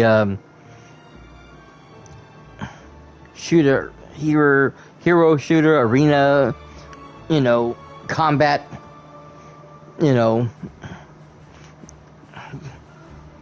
games out there. Which was, I think that was the big shame about it, because they really needed especially Sony. Sony really needed a major win. They had to cancel on the Last of Us multiplayer they were making. That got closed down because it just was not going over well, and instead of letting Naughty Dog do it, they tried to do it with another company. It just didn't work. Bungie turned out to be an epic fail. They made that purchase, and now that looked like that was going to be a major problem because of massive mismanagement. So now they're trying to, recuperate everything from that disaster, pretty much like Xbox did with Activision Blizzard. They're trying to recoup those losses the best they can and do whatever they can, but Bungie is hemorrhaging money, and they're trying to figure things out. The current CEO needs to be fired because he's doing an awful job.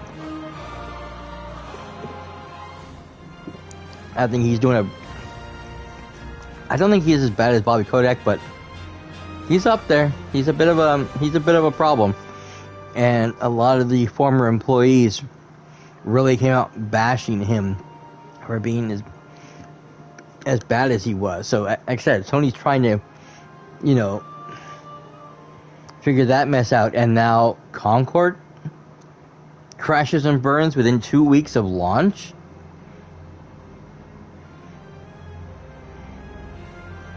It hasn't even been a full 2 weeks, and they're already announcing it's going to be closed. That is unheard of. That is an unprecedented failure of most epic proportions. And I am not joking. You can go back over history and look at some of the biggest fails out there. As bad as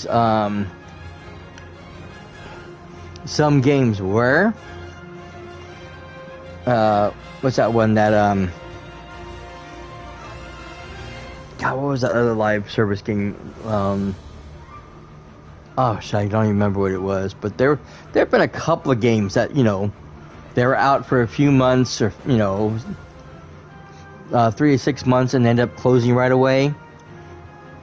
But never in the history of gaming has a game closed or was announced to be closed before it's the first 2 weeks were up.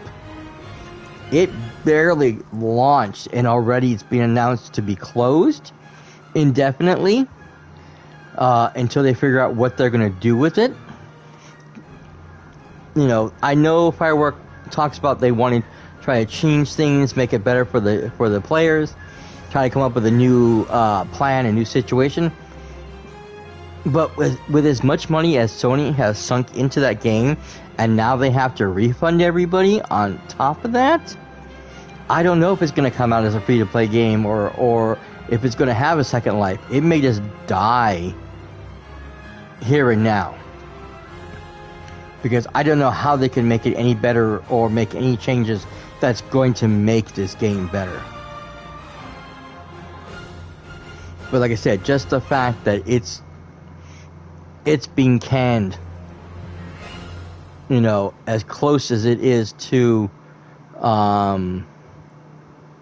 the launch is not a good sign.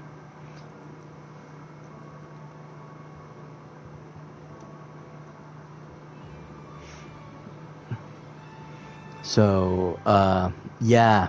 I decided recently, I just got my money in. I figured, you know what, I'm just going to buy it. I liked the game. I enjoyed it. I want to try to, help out the devs somewhat to see if I can get some,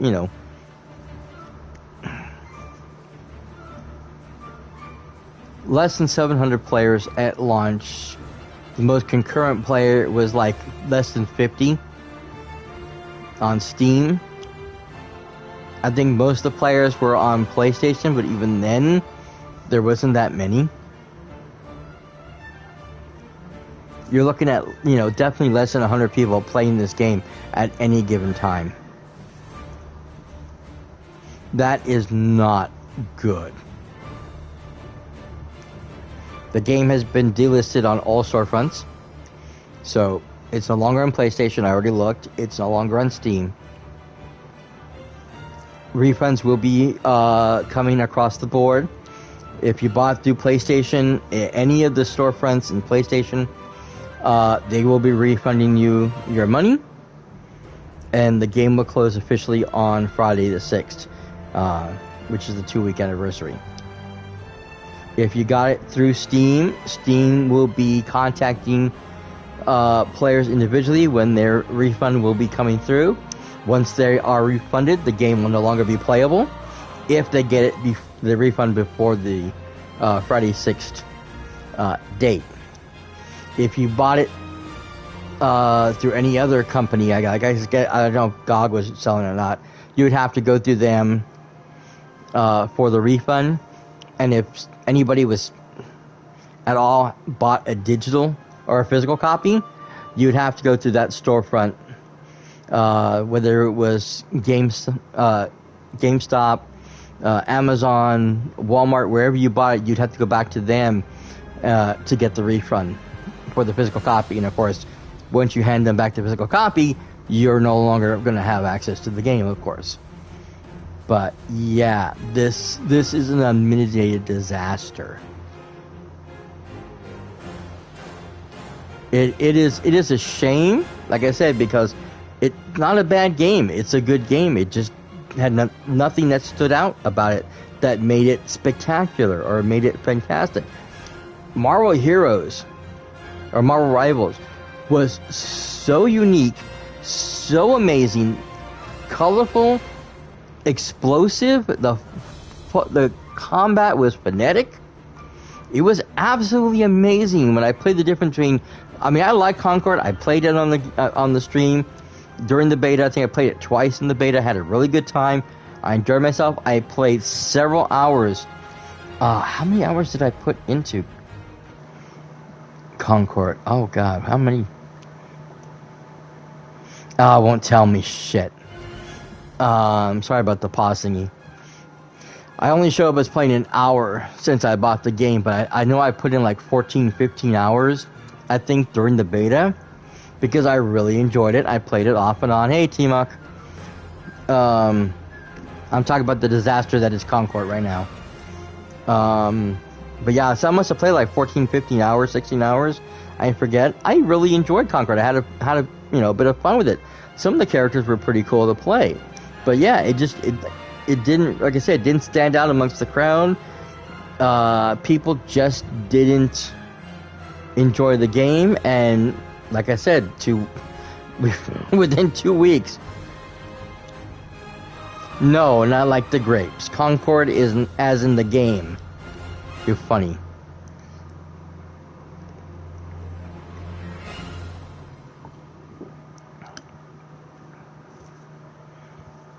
Ha ha ha ha ha.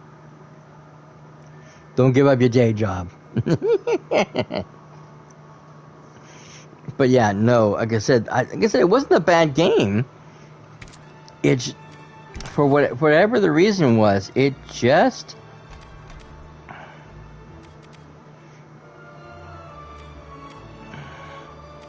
Where's the music?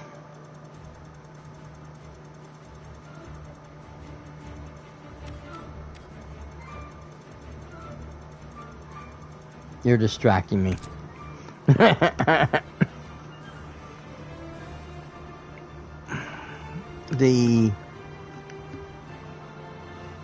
So the game wasn't a bad game. It just didn't stand out. Like I said, in any way, shape, or form, it just didn't stand out. It didn't grab players' attention. I don't think people on PlayStation realize that if they had PlayStation Extra Premium, they could play the game for free during the betas. Because even though the open beta was open to everybody, the closed beta was open to PlayStation PlayStation Plus owners. Everybody thought, oh, I have to pre-order the game, and I don't want to pre-order this game because people weren't expecting it to be any good. So it didn't have. I mean, they should have known right from the get-go, just from the open beta and the closed beta, how many players they had, that they had a problem. It should never have launched. It should have been pushed back until they could make some design changes, get some feedback. You know, maybe send out letters to people who bought the game or to anyone who played the game, you know, whatever, asking for feedback on the game, how they could make it better. Because, yeah, some of the character designs weren't great. Some of the names, I mean, Starchild, really? That is the name of your character? And for this big, giant, hulking guy, you're going to call him Starchild. That was one of the dumbest named characters ever. I don't know what they were thinking. You know, which again made everybody think of Guardians of the Galaxy. Because that was the feel of the first trailers that we saw. The little movie thingy that you got to say was that very Guardians of the Galaxy.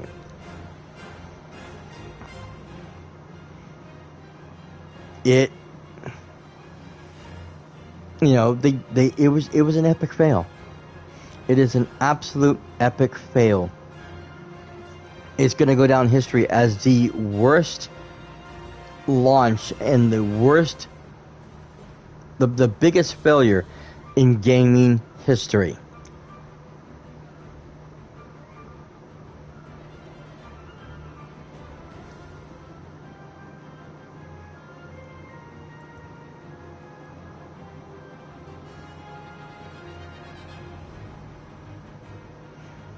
I don't remember the one game. It was that stupid mech game.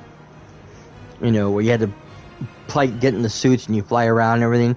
And everybody was looking forward to that one because it looked like your could almost be like Iron Man flying around and doing this. The flight was very minimum. The flight was really only done to fast travel from point A to point B. There was no combat.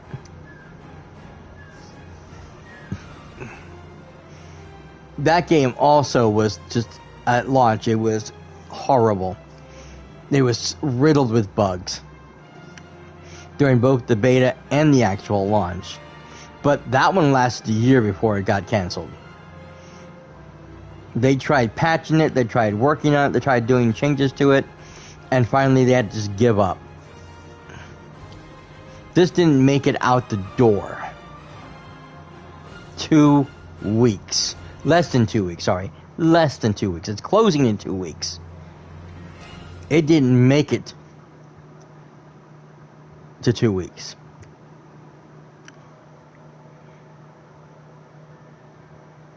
It's a shame. It's a crying shame.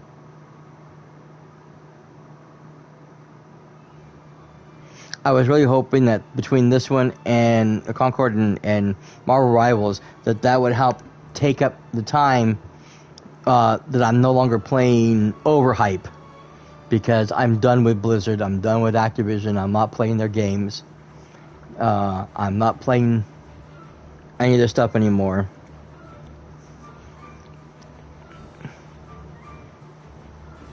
I mean, I have Diablo. I thought about jumping back into Diablo 4. I thought about jumping back into it again, but I'm not streaming it anymore. I'm not giving them any business. It was even bought secondhand, so they never even got money for that one. But I just haven't brought myself to actually download or re-download the game again. Not after they screwed me over. Again. And I don't know if you know what happened, but I decided to jump into the game one more time because I heard that the players were coming back, that some of the content was getting a little bit better. Like, okay, I'll check it out. Jump into the game. Started playing, got some new content. Or some new gear. I went to my storage box in the little room that you have to grab out some of the gems. so I could socket some of the stuff. Well, no, actually, I had went to the gem person to try to pull stuff out of the gems out of some of the stuff that I had, because I wanted to take, use those socketed items, but they changed the system. They changed where everybody was at. They changed the whole story. I don't know what happened, but you can't pull the gems out anymore. So like, okay, well, I'll just go to my chest and grab some of the gems I have saved there, and I'll just use one of those. All my gems were gone. Everything I had in the storage saved was gone. What the fuck? Yeah, big oof. So now I can't pull the gems off of the items I have, and I can't put new gems in because they stole all my stuff, and I have to go out and find new ones. F you. I literally jumped off the game and deleted it a second time because of that. And I have not had the desire to want to reload it a third time. Or download it the third time. I don't care what people are saying about the new update and the new, content, whatever. I hear good things and I hear bad things constantly. But every time I hear good things about the game, I just have no desire to want to jump back into it. I mean, I still have the disc sitting here, but that's only because I can't get to GameStop easily to turn it back in and just trade in for something else. That and the fact that I am not happy with GameStop because they just arbitrarily closed Game Informer, which is a excellent magazine. What they should have done was just drop them altogether. They were trying to get their own subscriptions going. They should just allow the company to do their own thing. They should say, you know what, we're just going to drop you. You guys, you want to stay afloat. You're going to have to come up with your own funds. We're not going to, we'll sell it in the store if you want, if you guys have the copies, but we're not going to hand them out anymore. It's not going to be a part of our subscription thing. You're on your own. They could try to put those magazines in regular stores now. And sell them in regular places. No. They just closed them down for no apparent reason other than to be absolute assholes because they are also mismanaging themselves.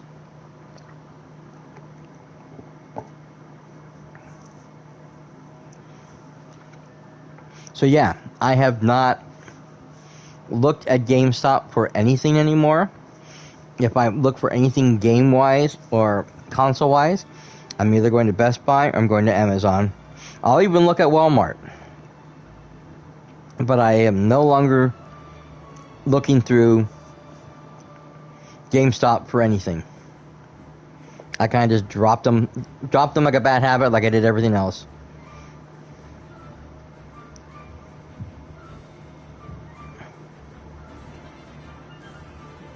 So yeah, I originally was going to play Concord.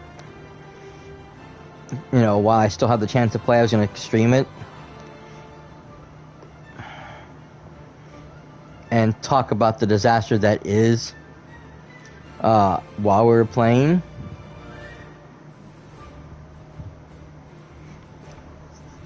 Kind of as a last hurrah, a goodbye to the game.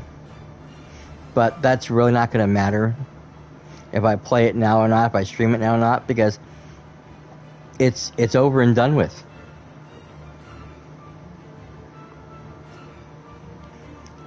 It's coming to an end, and there's nothing that can be done about it. It's a crying shame.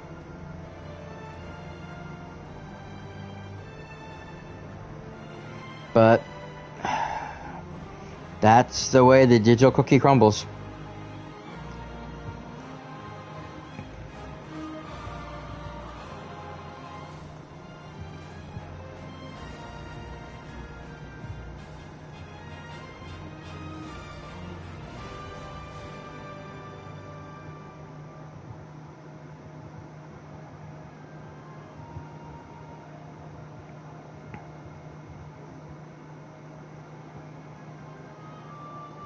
in any case, yeah,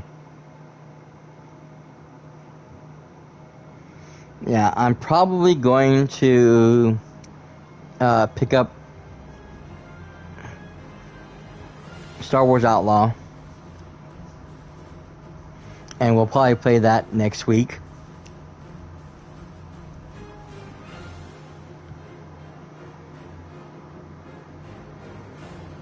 I almost bought that instead of buying Concord, but I really wanted to play Concord. I really wanted to get back to that game. Maybe stream it a couple of times, but yeah, so much for that idea, right? I literally haven't owned the game for more than 24 hours when I got the news. So yeah, goodbye to Concord. In that case, I'm going to go ahead and end this here. Remind you guys that we will be back tomorrow, first thing in the morning, 7 a.m. Pacific time, and hopefully around 8 p.m. Pacific time for Dreamlight Valley. I have both Jafar ready for his level 4 friendship quest, and Tiana ready for her level 7 friendship quest. I have made got a lot of stuff. I'm literally at the end of the star path already. This is the first. I'm actually going to be able to complete the star path during my game, because I only have like 5 tasks left, and 2 of them I have to wait till tomorrow because excuse me about that. Wait. Because they literally had 4 separate quests asking you to submit a dream snap. Usually they tell you to submit one, like maybe you get like two of them, like one in the beginning, one later on the end, to submit your dream snap, which usually gives you that weekly period to switch over to the next one so you can submit the next game. And then they ask you to vote for dream. They didn't do any voting in this one. It was all submitting dream snap pictures. So I literally, during the first week, submitted one, and then I had to wait for the following week when the second one came up to do that one. And then before I could even get this third one done, the fourth one showed up. So literally, I got to do a dream snap picture tomorrow so I can finish those 2 tasks at once, and then it's just the last 3 items. One of them is talking to one of the characters. I forget who it was I need to talk to now. And I can't remember what the other 2 are that I have to do, but they should be fairly simple. But yeah, I'm literally should be able to finish the dream snaps. Dream snaps. I should be able to finish the star path tomorrow. I already have a bunch of stuff out that I've gotten from the star path. I got the Tiana's water tower up. I got these fireflies that flow around. So if you go to the bayou, if you go to the Glade Trust now, you're gonna see fireflies floating all over the place. I got these little lily pads which you put on the floor, which I got from the star path. Did I get that one from the star path? Yeah, no, I got the ones that sit in the water. I got from the star path. And then there was one I think that Scrooge had in the store, which sits on the ground.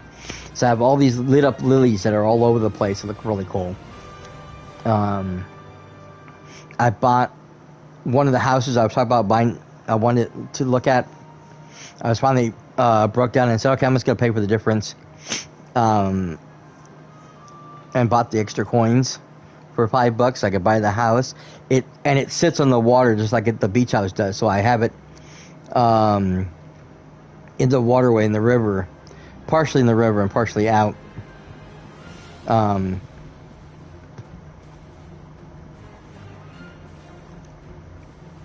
Kind of offset from where Mother Gothel's tree is. So basically, you know, when you stand in front of it, you can see the Haunted Mansion in the background, and depending on where you're standing, you can see Tiana's house just off to the left and behind it. But it looks so much cooler now. The whole area looks absolutely spectacular. I'm wondering if I want to leave the theater out there. I might just move that all together and just put a bunch of trees in. I don't know. I haven't decided yet.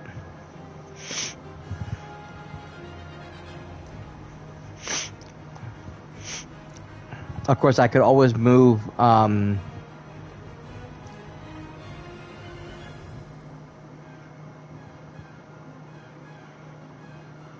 Ursula's house to that second section. I don't like where it is now because it's kind of crowded in that area. Because it's a smaller section. I think the other area is a little bit larger. And it might sit better there. I don't know. I'll have to look. But again, like I said, I haven't decided whether I want to move the stage or not. Because I kind of like having the stage up there. Even though I don't really need it. There's a lot of stuff that you get from the Star Pass that you really don't need any of the stuff from. Like I have the little play thing that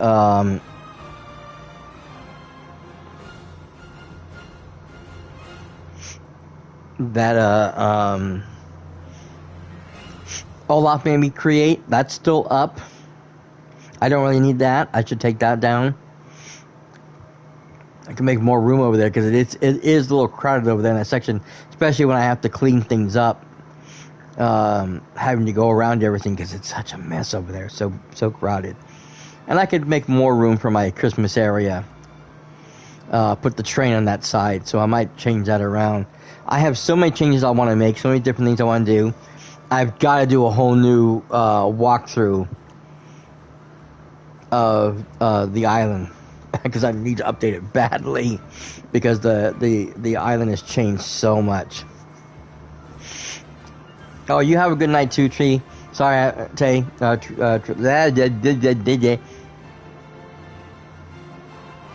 can't talk. You have a good night too, T. I will,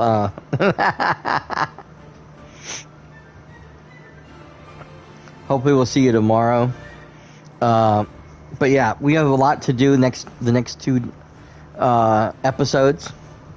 So again, 7 o'clock in the tomorrow morning, hopefully. And then 8 o'clock tomorrow night. Pacific time. Come join me for Dream Eye Valley. It should be a lot of fun. There's a lot to do. I got a lot of changes I gotta make. But yeah, it should be a lot of fun. So come join me for a little cozy gaming tomorrow. Make sure you follow me here, twitch.tv/RatsCast, if you're not already following, if you're enjoying the show at all. You can also follow me on my socials at cyperrat on Twitter, at the RatsCast on Instagram, on Threads, and on bluesky.social. Because I do try to post there when I'm going live what games I'm going to be playing, if it's going to be changing the schedule, like today, or any problems, cancellations, whatever, you're going to find out there. I also post all kinds of stuff, like I posted this morning about the cancellation of Concord. It's all going to be there on my social media accounts, so go check them out. If you missed any part of any of the games I played, or if you want to catch up on Dream Eye Valley, look at the old walkthrough, watch my gameplay of Concord from the betas. You can go over to youtube.com/RatsCast and catch everything there, because I do have a ton of content down there for you guys to watch and enjoy. I am a variety streamer, and I've been doing this for 9 years, so I have a lot of stuff on that channel for you guys to watch and enjoy, so go check it out. Twitch anniversary, of course, is coming up on the 12th. Remember, this is now September, so that means that subs are discounted. I don't remember how much the discount is this time, because they keep changing that. I don't know why they do that. but they keep changing the subs. I know, like before when they first did it.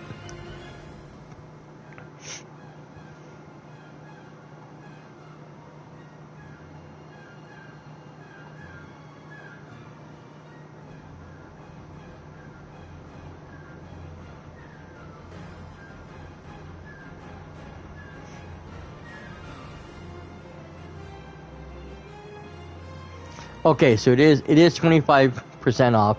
I know, like the first time they had done the September, it was like $1 off. It was like $3.99 versus the $4.99, and then when it went to the $5.99, they did like 50 cents off or something like that. It was like, what?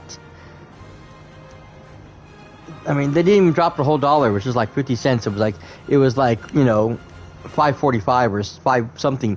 I'm like, that's kind of ridiculous. This time it's 25% off, so that means it's dropping to $4.95 for subs,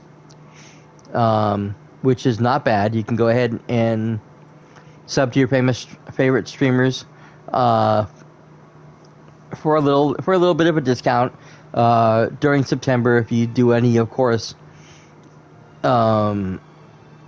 gift subs. You'll also get a discount on that, so that's something else to remember. And of course, don't forget, if you want to subscribe to the channel and you don't have the money, if you have Twitch Prime or Amazon Prime, you do get that free Amazon Prime sub that you can use here if you wish. No pressure. It's more like just to get rid of the commercials and the ads if you don't have Firefox, like I said, like I always tell you guys to do, and you have the double screen. The dual screen setup so you can turn off the ads and turn on the game audio. Now, back to YouTube, of course. If you're watching on YouTube, thanks for being here and being part of the show after the fact. We appreciate it very much. I really do. You guys are awesome. Please make sure that you do all the YouTube stuff you're supposed to if you haven't already. Like, comment, subscribe, all that wonderful jazz. But other than that, that is going to be it for this evening stream. Join me again tomorrow. Otherwise, I hope to see you guys on the next episode of the RatsCast. Until then, this is cyperrat signing out for now. Later, bye.